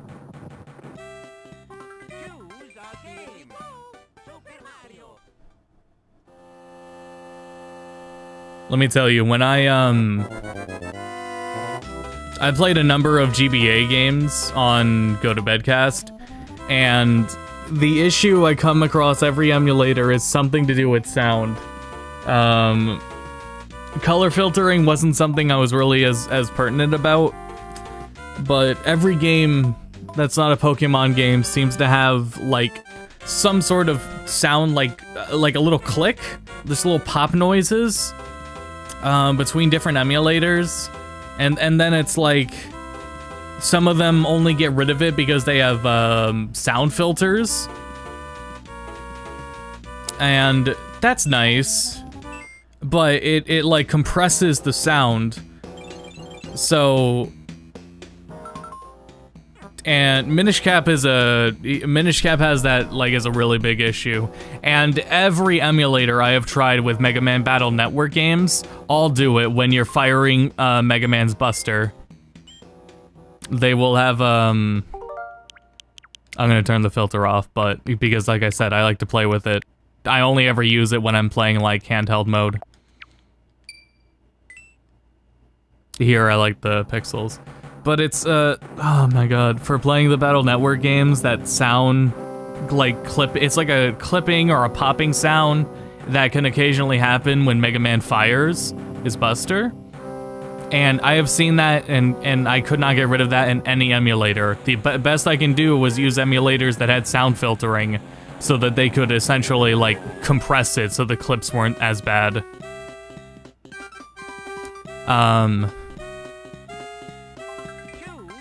But I mean, sound issues and color accuracy are two things. Something about the GBA emulator, though, is Nintendo put a lot of careful detail into getting the intended color palettes that these games want, because as we talk about it, yeah, how do you load the e-reader levels? It's L and R, right? Demo card, power up card. I know it's not that. Well, here I go.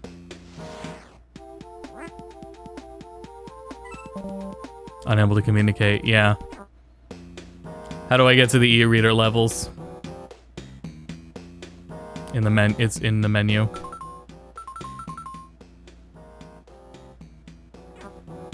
Which menu?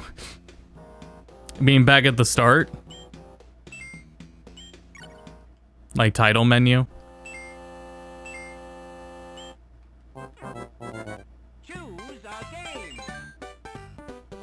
Oh, there's the Rumble. So yeah, Rumble is only for, as it says, GameCube. This is for the Game Boy Player feature, is the Rumble, and it is supported here. You can get Rumble on.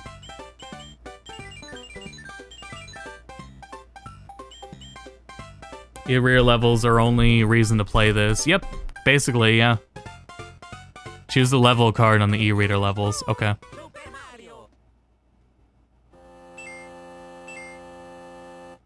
Thank you, Ricardo.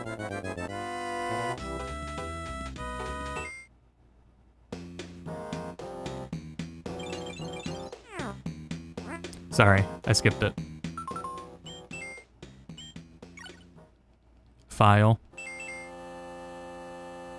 Level card. Oh, man, I'm an idiot. Okay, cute. Cute.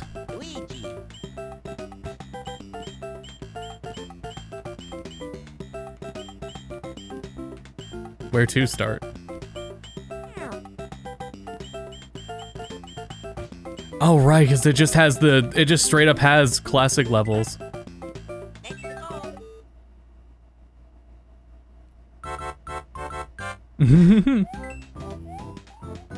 Luigi plays like Luigi. I should have known. I love the voice clips in this version too. There's just something about it. I don't like that they did it in A Link to the Past on GBA. But for Mario 3 and Mario World on GBA, they have the voices, and I think those are fine.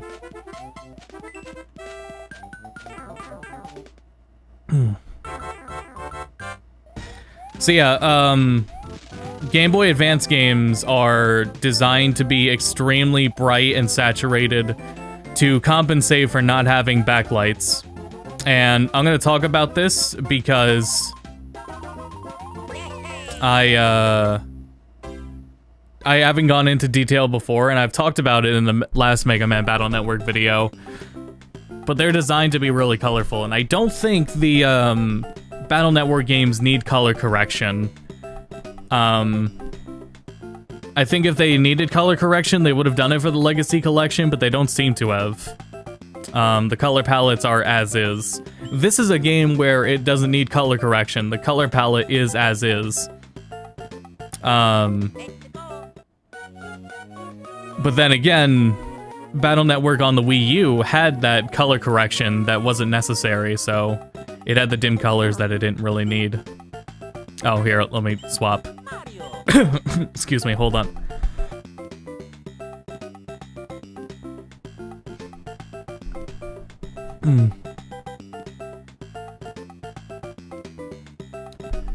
I know there's one of the Castlevania games that really needs the color correction because it's so like bright, and it's designed as a game with like darker hallways,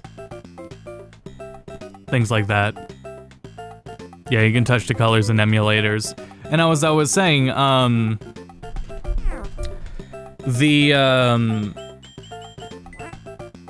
yeah, fuck it, let's go.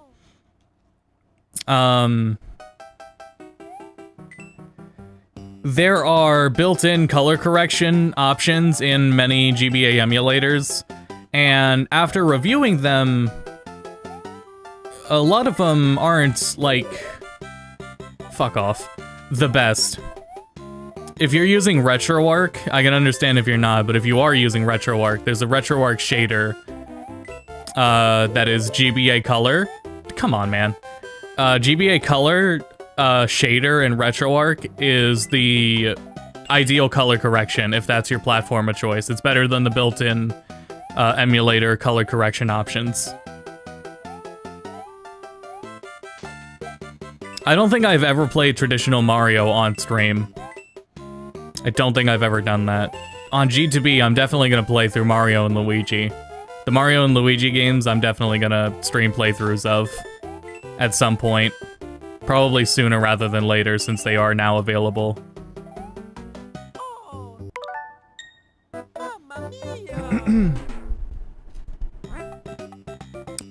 Harmony and Dissonance. I think that's the one. It definitely wasn't Aria of Sorrow I read about, but Aria of Sorrow might be guilty of it too. So yeah, you need to hit them with essentially, if they're too bright or blown out or really, really saturated, you gotta hit them with color filtering. Mario World, we'll see that eventually. Mario World definitely had adjustments to be oversaturated. Or not even oversaturated, but it's way too damn bright if you play at raw pixels. And that one needs the color correction. Fuck. Yeah, I'll just play a different level, since these are all here. This is so cool, and there's a lot of them, too. There are a lot of these extra levels, so this is the reason you would want to play Mario 3. And why they added them.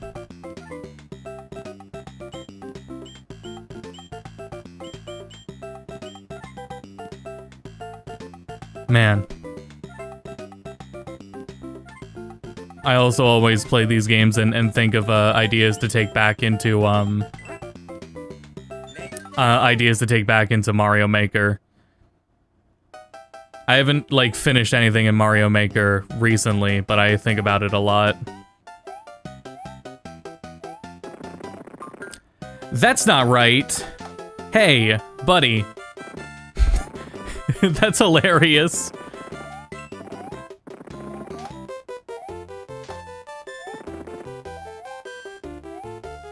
Do shells pop it?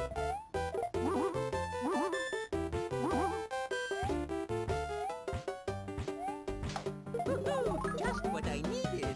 That's cool.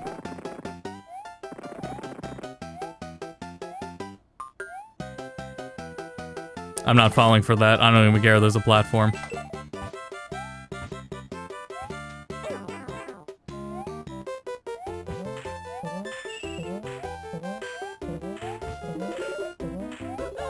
So yeah, GBA sound card sucks, and that's part of the reason I brought it up, is just sound in general on the GBA sucks.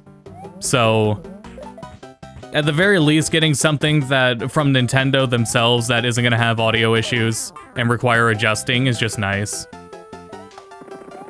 That's the number one thing, right? And about the convenience of emulators, is there's settings to adjust, and this is designed to just be right out the box. Go to cape level. I assume it will have the word cape in the title.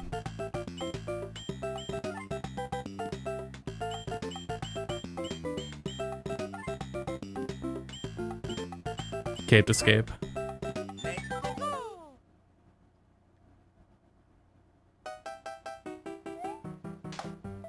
No, hold on.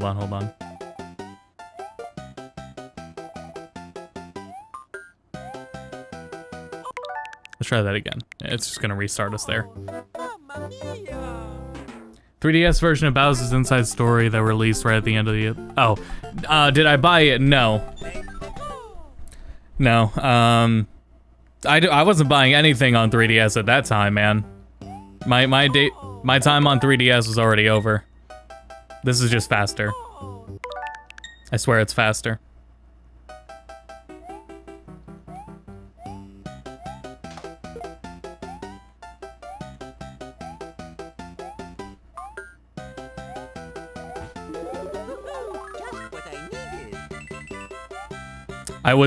Fuck, man. I was assuming they wanted me to get speed. I don't think they wanted me to get speed right away. Wii U as well. I really want people to play these e-reader levels. They really want... Yeah. But they're the, they frankly just give them value.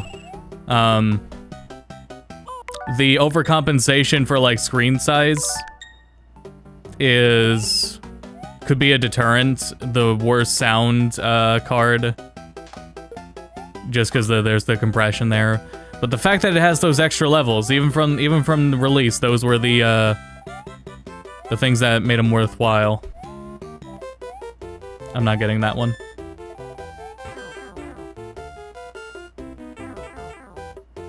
This is addicting. This is also addicting. So oh, that's what we're here for, baby. Wow, that's surreal.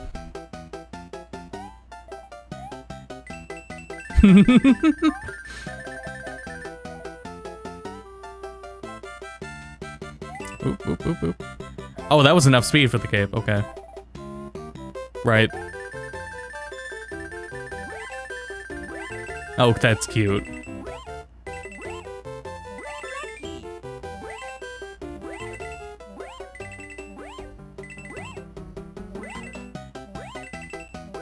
What a cool thing.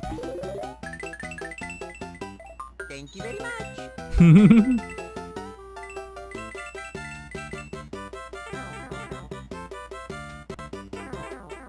The Pokemon... Ooh, jeez.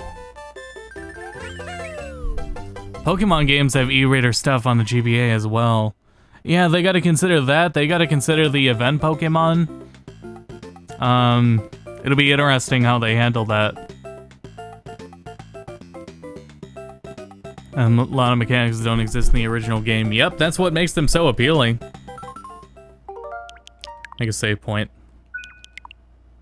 So that, it's just Mario 3 on GBA, but they give you a lot of good incentive to play through it. A lot more to do. I have played through all the Mario 1 through 4 on NSO, so I will probably continue that and do those e-reader levels. Do a little WarioWare.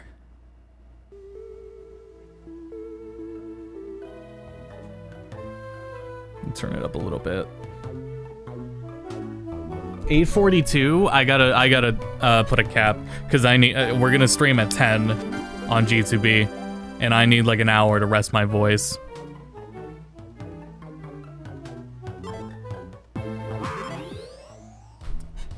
So we'll do a session of WarioWare.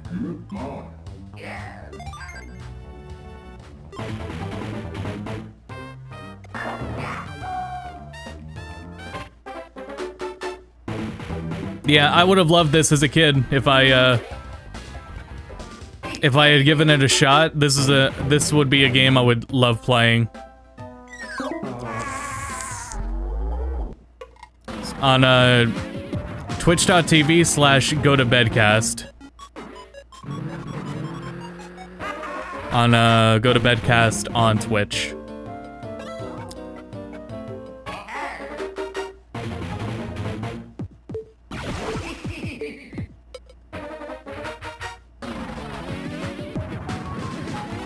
This is not an easy one to read chat during.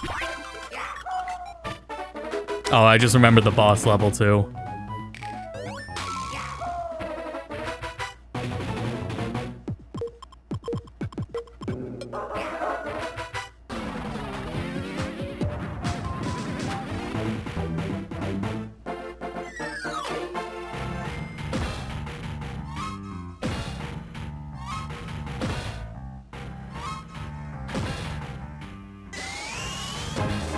Nice.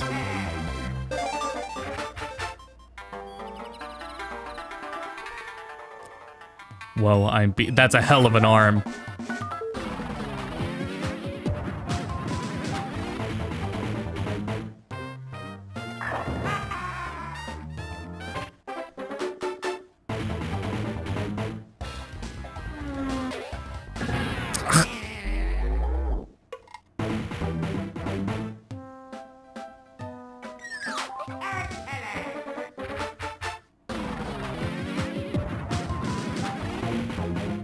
Why nobody talking? Because I'm playing.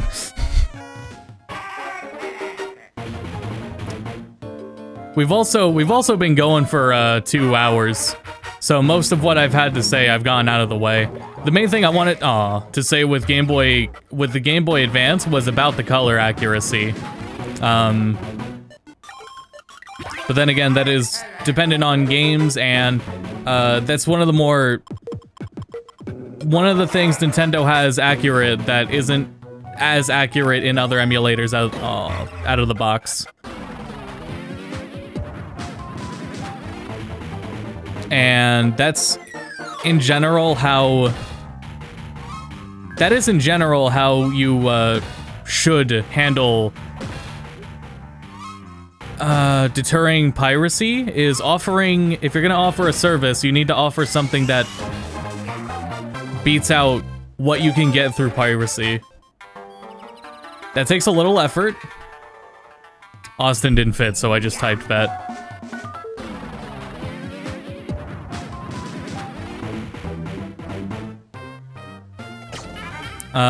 Gabe Newell talked about that years ago with how Steam's success has been. The success of Steam helped curb piracy on PC because it's offering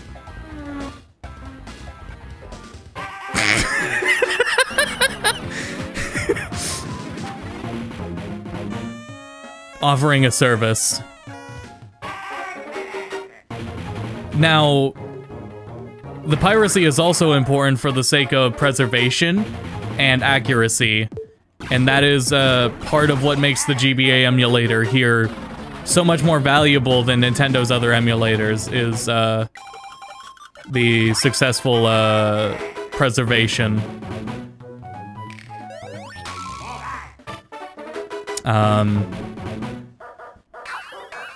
Nice. But preservation and archiving is also why, you know, we shouldn't stop. Because Nintendo still isn't clearly going to do it all on its own, all on their own. So that is really important. But in terms of like the best experience you can get on these GBA games today, this is substantial. I would point you in the direction of these first before fan emulators. And I cannot say that for everything Nintendo has done.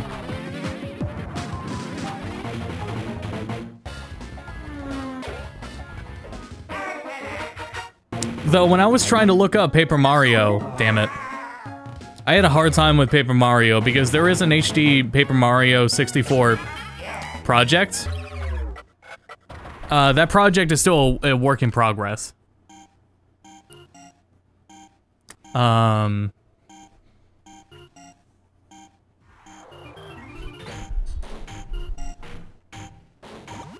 So there's that.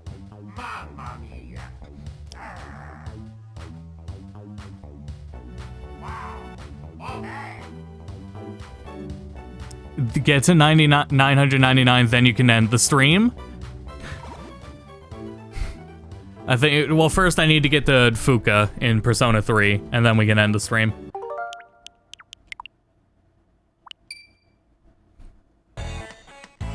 Go to a different stream. Alright, thanks for stopping by, appreciate it. Crashing a certain part of the game on NSO, something like that. I've never seen anything about it crashing. No, I know what you're thinking of. There is... I think it's something you have to try to trigger with the game crashing. That's like something you have to know what you're doing. I believe I know what you're talking about because I know I've seen that clip before. That wasn't an example of like the game commonly crashing. That was just like a test of how well it's emulating Paper Mario 64, is if it would accurately crash there. Because there are... Paper Mario 64 has crashes on Unlock Fuka in Mario Kart. There's crashes on original hardware, but on Wii Virtual Console actually avoids a lot of those crashes.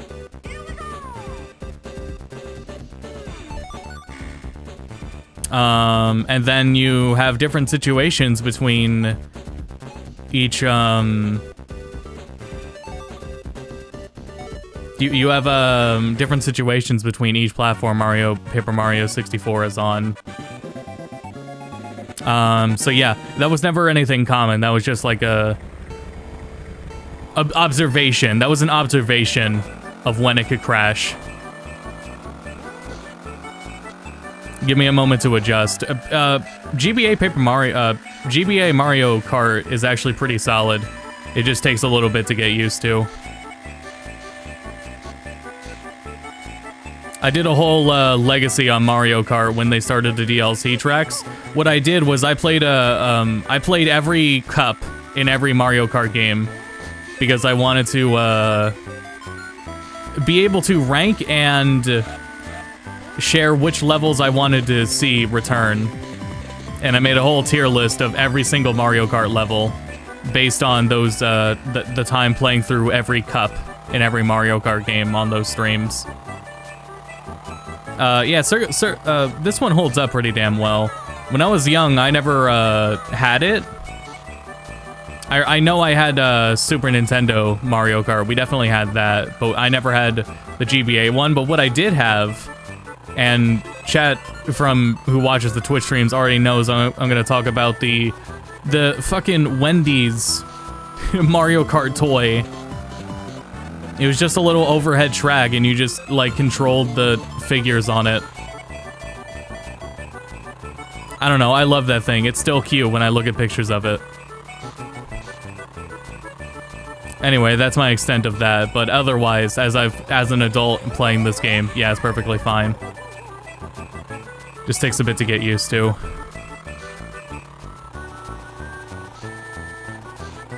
But yeah, it's interesting to say. I didn't really think of it going in, but there's a lot of these games on this service I've already like streamed playthroughs of. And on the Go to Bedcast YouTube channel, you can find all those VODs. Worst Mario Kart? Probably, yeah. Even then, that's still saying something. Perfectly playable, could be the worst game, yeah. Always hope there's a mission mode. That would be nice. I love DS so much. I love DS's, some of DS's tracks and its mission mode. Cool, they're gonna add characters in Mario Kart 8 Deluxe now. Yeah, I'm hoping for PD and Funky Kong. But Birdo was definitely overdue, so yeah, the bumpiness of that prior track was just exclusive to that one. All the other tracks are smooth like this.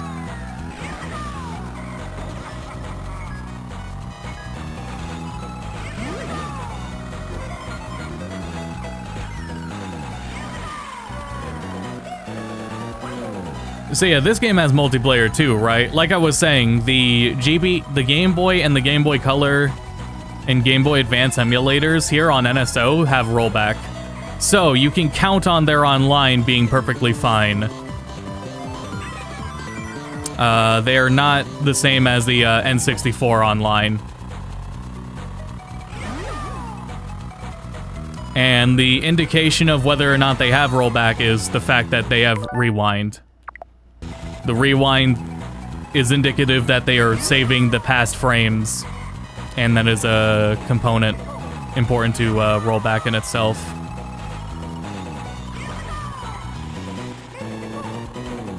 So all things considered, like, implementing rollback, and like we were saying earlier, the GBA's multiplayer and the Game Boy multiplayer in general on Switch works through emulating all 4 or at most 4 GB Game Boys on the same at the same time on the same hardware.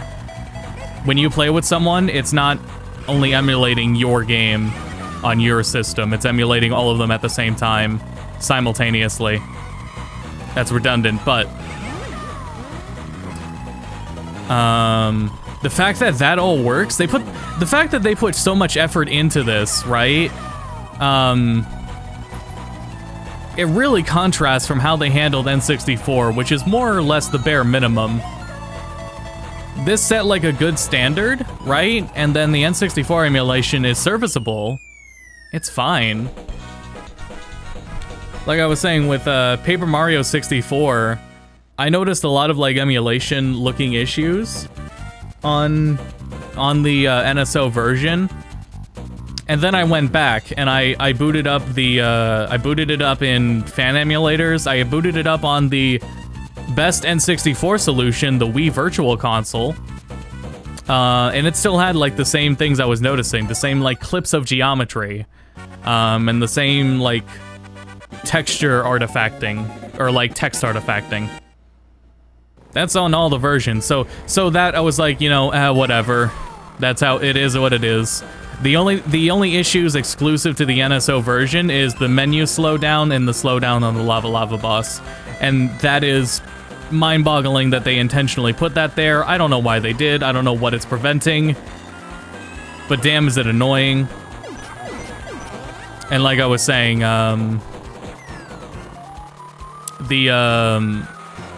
it really hurts that one boss fight. And then also GoldenEye, as we talked about on the one stream, has its own plethora of issues. That, again, it is perfectly serviceable. It gets the job done. It's just the bare minimum. And this emulator in itself is a good example of what they can do and what they're perfectly capable of.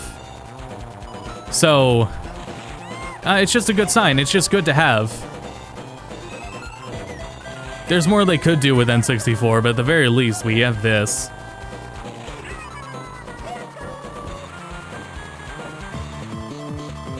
But yeah. So right now, I've just been playing Paper Mario on NSO, but if I were to wait, I would wait for that HD project to get finished. But it is still a work in progress, so it is what it is.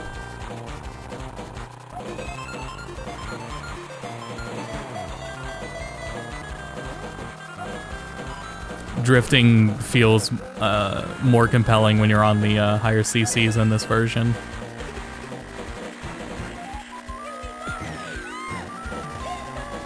It's not past 9 o'clock, is it? Is it past 9 o'clock? Do you have a Steam Deck? I do, and I was talking about that earlier. The Steam Deck and its form factor feels really good for playing GBA games, especially because of having the larger screen. There's something really nice about the GBA screen being that blown up on something that's still handheld. It's GBA emulation. I just use RetroArch on my Steam Deck. I only rely on RetroArch, which if you're using RetroArch has a shader. Don't use the color correction in the emulator itself if you are going to use color correction. Otherwise, you're fine with the colors.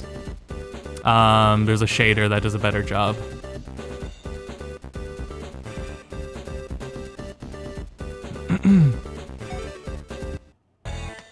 Yeah, what's next? Kurukurukurin. Not something we have in the West.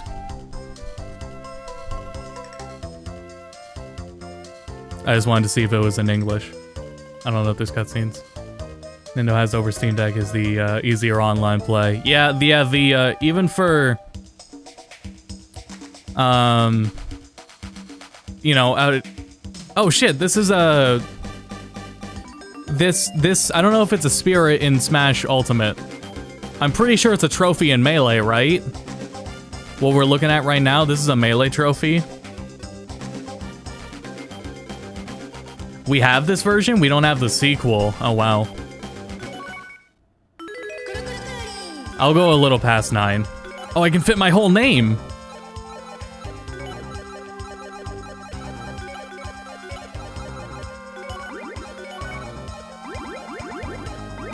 A rare Austin W.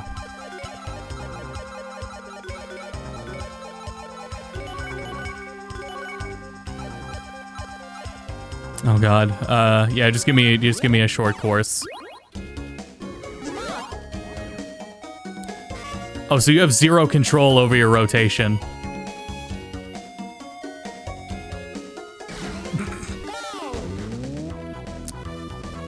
And 2 lives. What a cool little game. Another little game I would have liked as a kid. You know what I was doing when I was a kid? I annoyed my dad so much and I was a spoiled brat. My dad made really good money. But I didn't get like new games. I always got like used like $5 GBA games. But I would run through shovelware every week.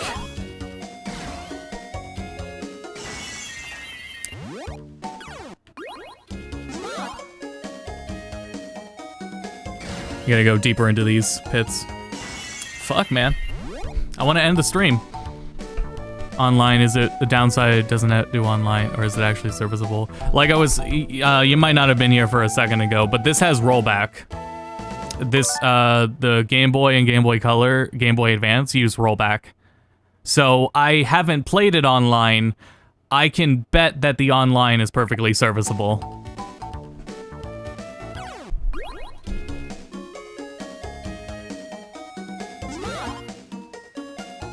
Damn it, man.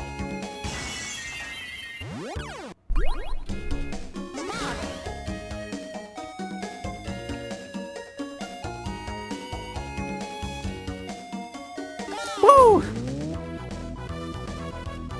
Way easier stick in the D-pad. Yeah, I am using a stick. I was gonna mention, yeah, that was a nice one to use it on. Yep, the NES, Super Nintendo, and I don't know if the Genesis one has rollback because the Genesis emulator doesn't have rewind. So, but at the very least, the NES and Super Nintendo ones have rollback, and so does Game Boy and Game Boy Advance. N64 does not, and that's why the online on it is so rough. It can be rough. I've had like I said, there's a Mario Party 3 stream on Go to Bedcast. I'm East Coast. My friend Omnio is West Coast. Tom Fox is in Texas, and we played a perfectly fine game of Mario Party. We all have wired Switch connections. It played great. Your experience may differ. I wouldn't like guarantee that for everyone. We did stream GoldenEye on this channel, the multiplayer during the stream, but my friend Floppy had a his dock wasn't working for some reason, so he was playing wireless. And in that situation, his Wi-Fi was made it rougher. But I mean, even then, I can't like tell you that it'd be reliable. Well, yeah, it still lets you do that.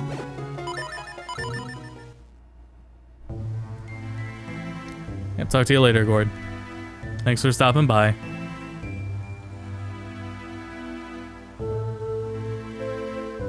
The intro can't be skipped.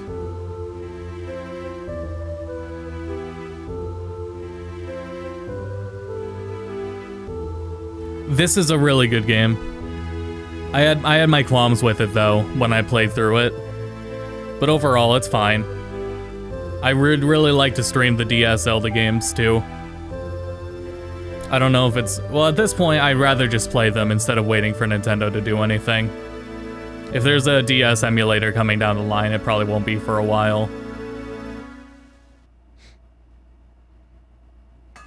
Wish it was longer.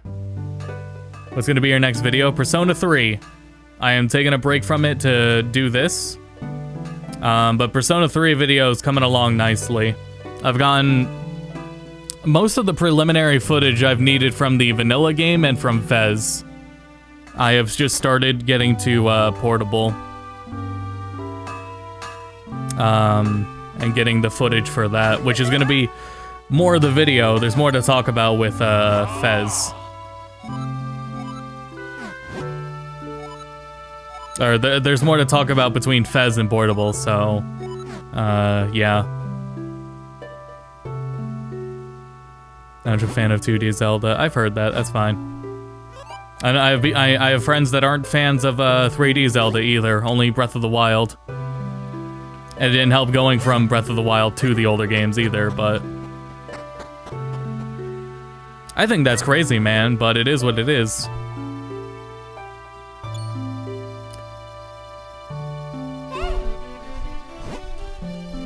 Wire connection makes all the difference. It can make the difference. Yeah, it can make a big difference. Yeah, it would never feel right without two screens. They could do it like how they did it on Wii U. No, they couldn't. Never mind. I don't know what I was thinking. No, yeah. Wii U was the best case for that, but we don't have that anymore. I mean, it was for what it was, so. Yeah, I enjoy all these Zelda games. Like I said, Twilight Princess and Skyward Swords are the ones I'm harshest on. They're still fine games. They're just not ones I ever want to, like, replay. That's a big thing, right? Is I play Wind Waker, and I play Wind Waker Randomizer, like, every year. I can play Wind Waker anytime.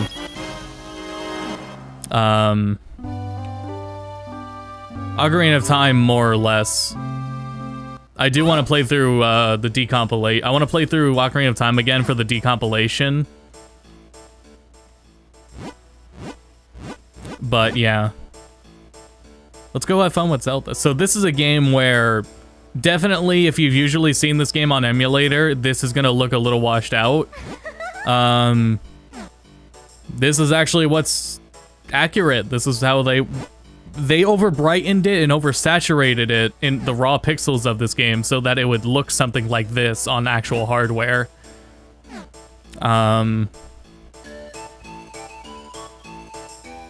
So yeah. Yeah, 4 Swords on NSO would be great if they can figure it out. Same with Crystal Chronicles. In all honesty, if they can figure that out with 4 Swords Adventure, they should just re-release Chronicles on the same thing, and people might prefer that Crystal Chronicles experience to the HD version.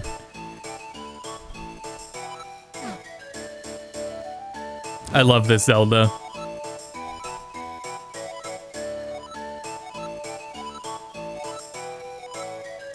This game had, yeah, on some emulators, this game also has some clicking issues. So just out of the box, getting accurate visuals and nice sound quality.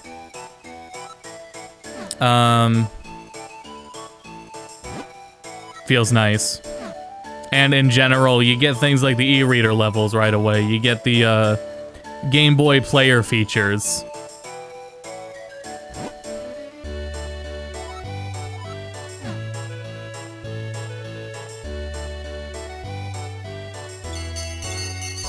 things you can do, but if you're gonna pay for the damn service, those kinds of things should be there.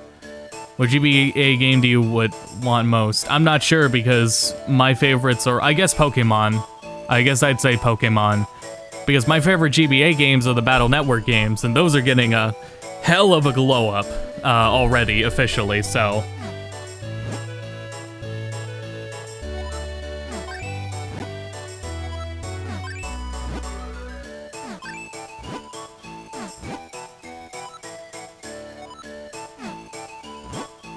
The shield's adorable.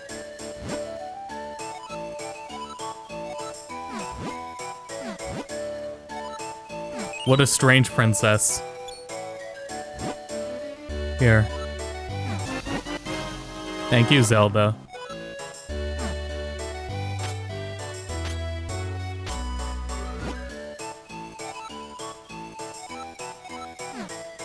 It's too adorable. I gotta cut myself off here. Because we still got... I should have saved that. Oh, jeez, Mar. Well, we'll see the opening cutscene. This is not nearly... rest in peace. This isn't nearly as, filtered.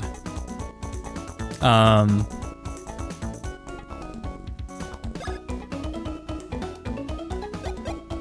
yeah.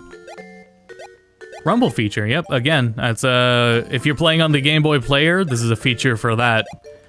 But it is right here.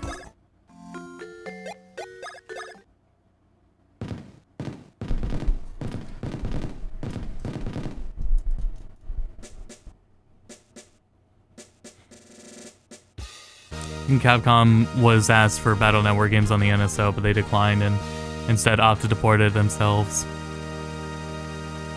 That sounds really familiar. I wrote something about that down. That might have been... That was something tied to one of the collections out there. I feel like it was Battle Network, or at the very least it was like Capcom. Maybe it wasn't, because they were already doing the Legacy Collection.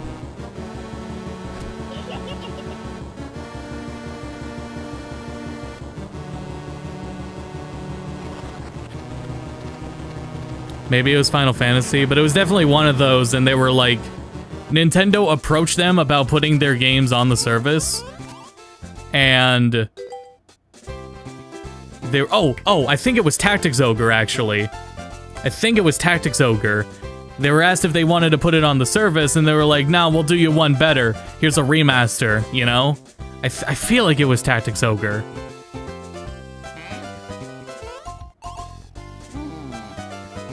Because it's in a game I've covered, because it was something I had in the script, but it wasn't necessarily as relevant, so I took it out.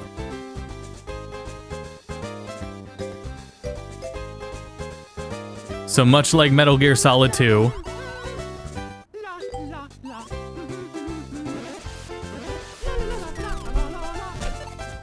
That's for Tactics Ogre 64.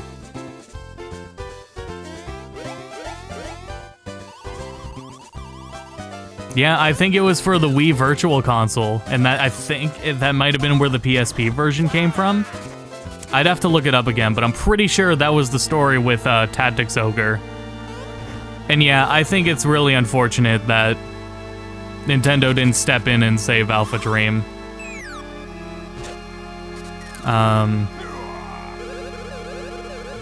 Yeah, that's really unfortunate.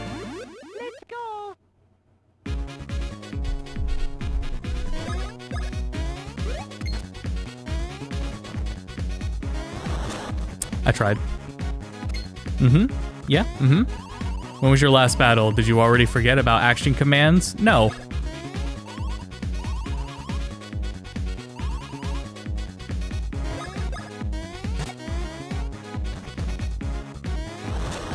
Fuck.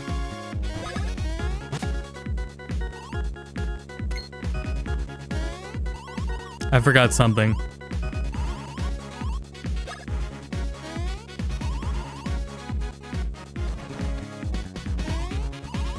Press the A button here.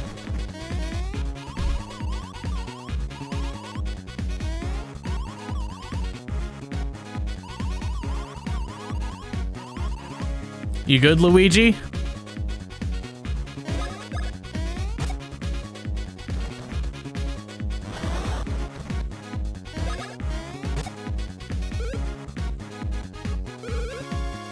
I wish Toad was real. Yeah, unfortunate. Glad Golden Sun's coming back. Yeah. That's one I could do a whole stream of that. Oh, yeah, I was still asked about it earlier, but Boktai also I really want. After we first talked about Boktai, it was brought up in chat again, but Boktai is a game I really want to see too. I really hope they can like figure it out.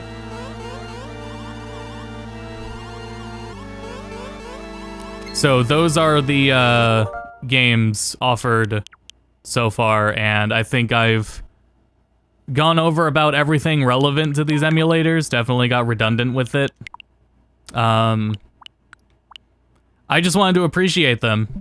Being this paid service, this is worthwhile in its quality, especially compared to something like the N64 emulator, which is, you know, bare minimum, but still perfectly serviceable for what it is. But this is nice. And of course, if it needs to be said, I would never. There's a lot of importance to preservation, in the internet backing up these games and having the ROMs saved everywhere. So, I don't personally care how you see yourself fit to play these games. I don't care if you prefer to play them on emulator. I would too for the most part. This is a great service offered though, and a great way to play them if you haven't. Just having them on your Switch. Especially something that's still handheld. I bought I didn't talk about it, I bought like a Retroid Pocket. I think Retroid was the brand. And essentially, if there's any of those offered, I would never recommend them, in all honesty. Yeah, the Retroid Pocket, any of those little handheld Android devices, I honestly, at this point, I don't recommend. I don't think if it's running Android, then I don't think it's powerful enough to handle all the consoles that I would want it to handle. I would recommend the Steam Deck instead. The Steam Deck's phenomenal for that, in handling everything in full speed. There's something to be said about those videos, and I should have talked about it earlier, but I'm already, you know, running out the clock here. Have you seen the link to the past PC port? It looks great at widescreen. No, but I will take a look at that. Link to the past. That's a good idea. There's Zelda 2 as well. Zelda 2 has a PC port. That would also makes it more bearable. If anyone didn't like how Zelda 2 played, that might help with it. The rationale of not having the black border option is so people who stream the games have to show they're playing on NSO. I could understand that. I don't think the borders are that intrusive, and I do like that it's easy to recognize if somebody is on the NSO. Yeah, so there's something to it. I could see that though, but yeah. I've run out the clock, so I'm gonna call it here on this stream. I've gotten most of my thoughts out on this, and I'm glad we get to just cover it. Next week, I'm going to hopefully have a stream on Like a Dragon Ishin. I'm applying for the PC version. So, and even if I am not given a code, I'm just going to buy it anyway. So we'll stream the PC version of Ishin next week. And then in 2 weeks, I will get my physical copy of Metroid Prime Remastered, and that will finally be a stream that we do when we talk about. For videos, the next port review is Persona 3, and that is what I am working on. I have been working on that for weeks now. I have been working on that consistently, and with as much time into it as I can. I wish I had something to show for it, but that will be in time. The Persona games are a lot to tackle, so there's a lot there to handle. And I am hopeful that the work for it will speak for itself when the video is finally out, since Persona 3 will be the hardest one to tackle out of the Persona games. But yeah, so thanks everyone for tuning in. It was fun.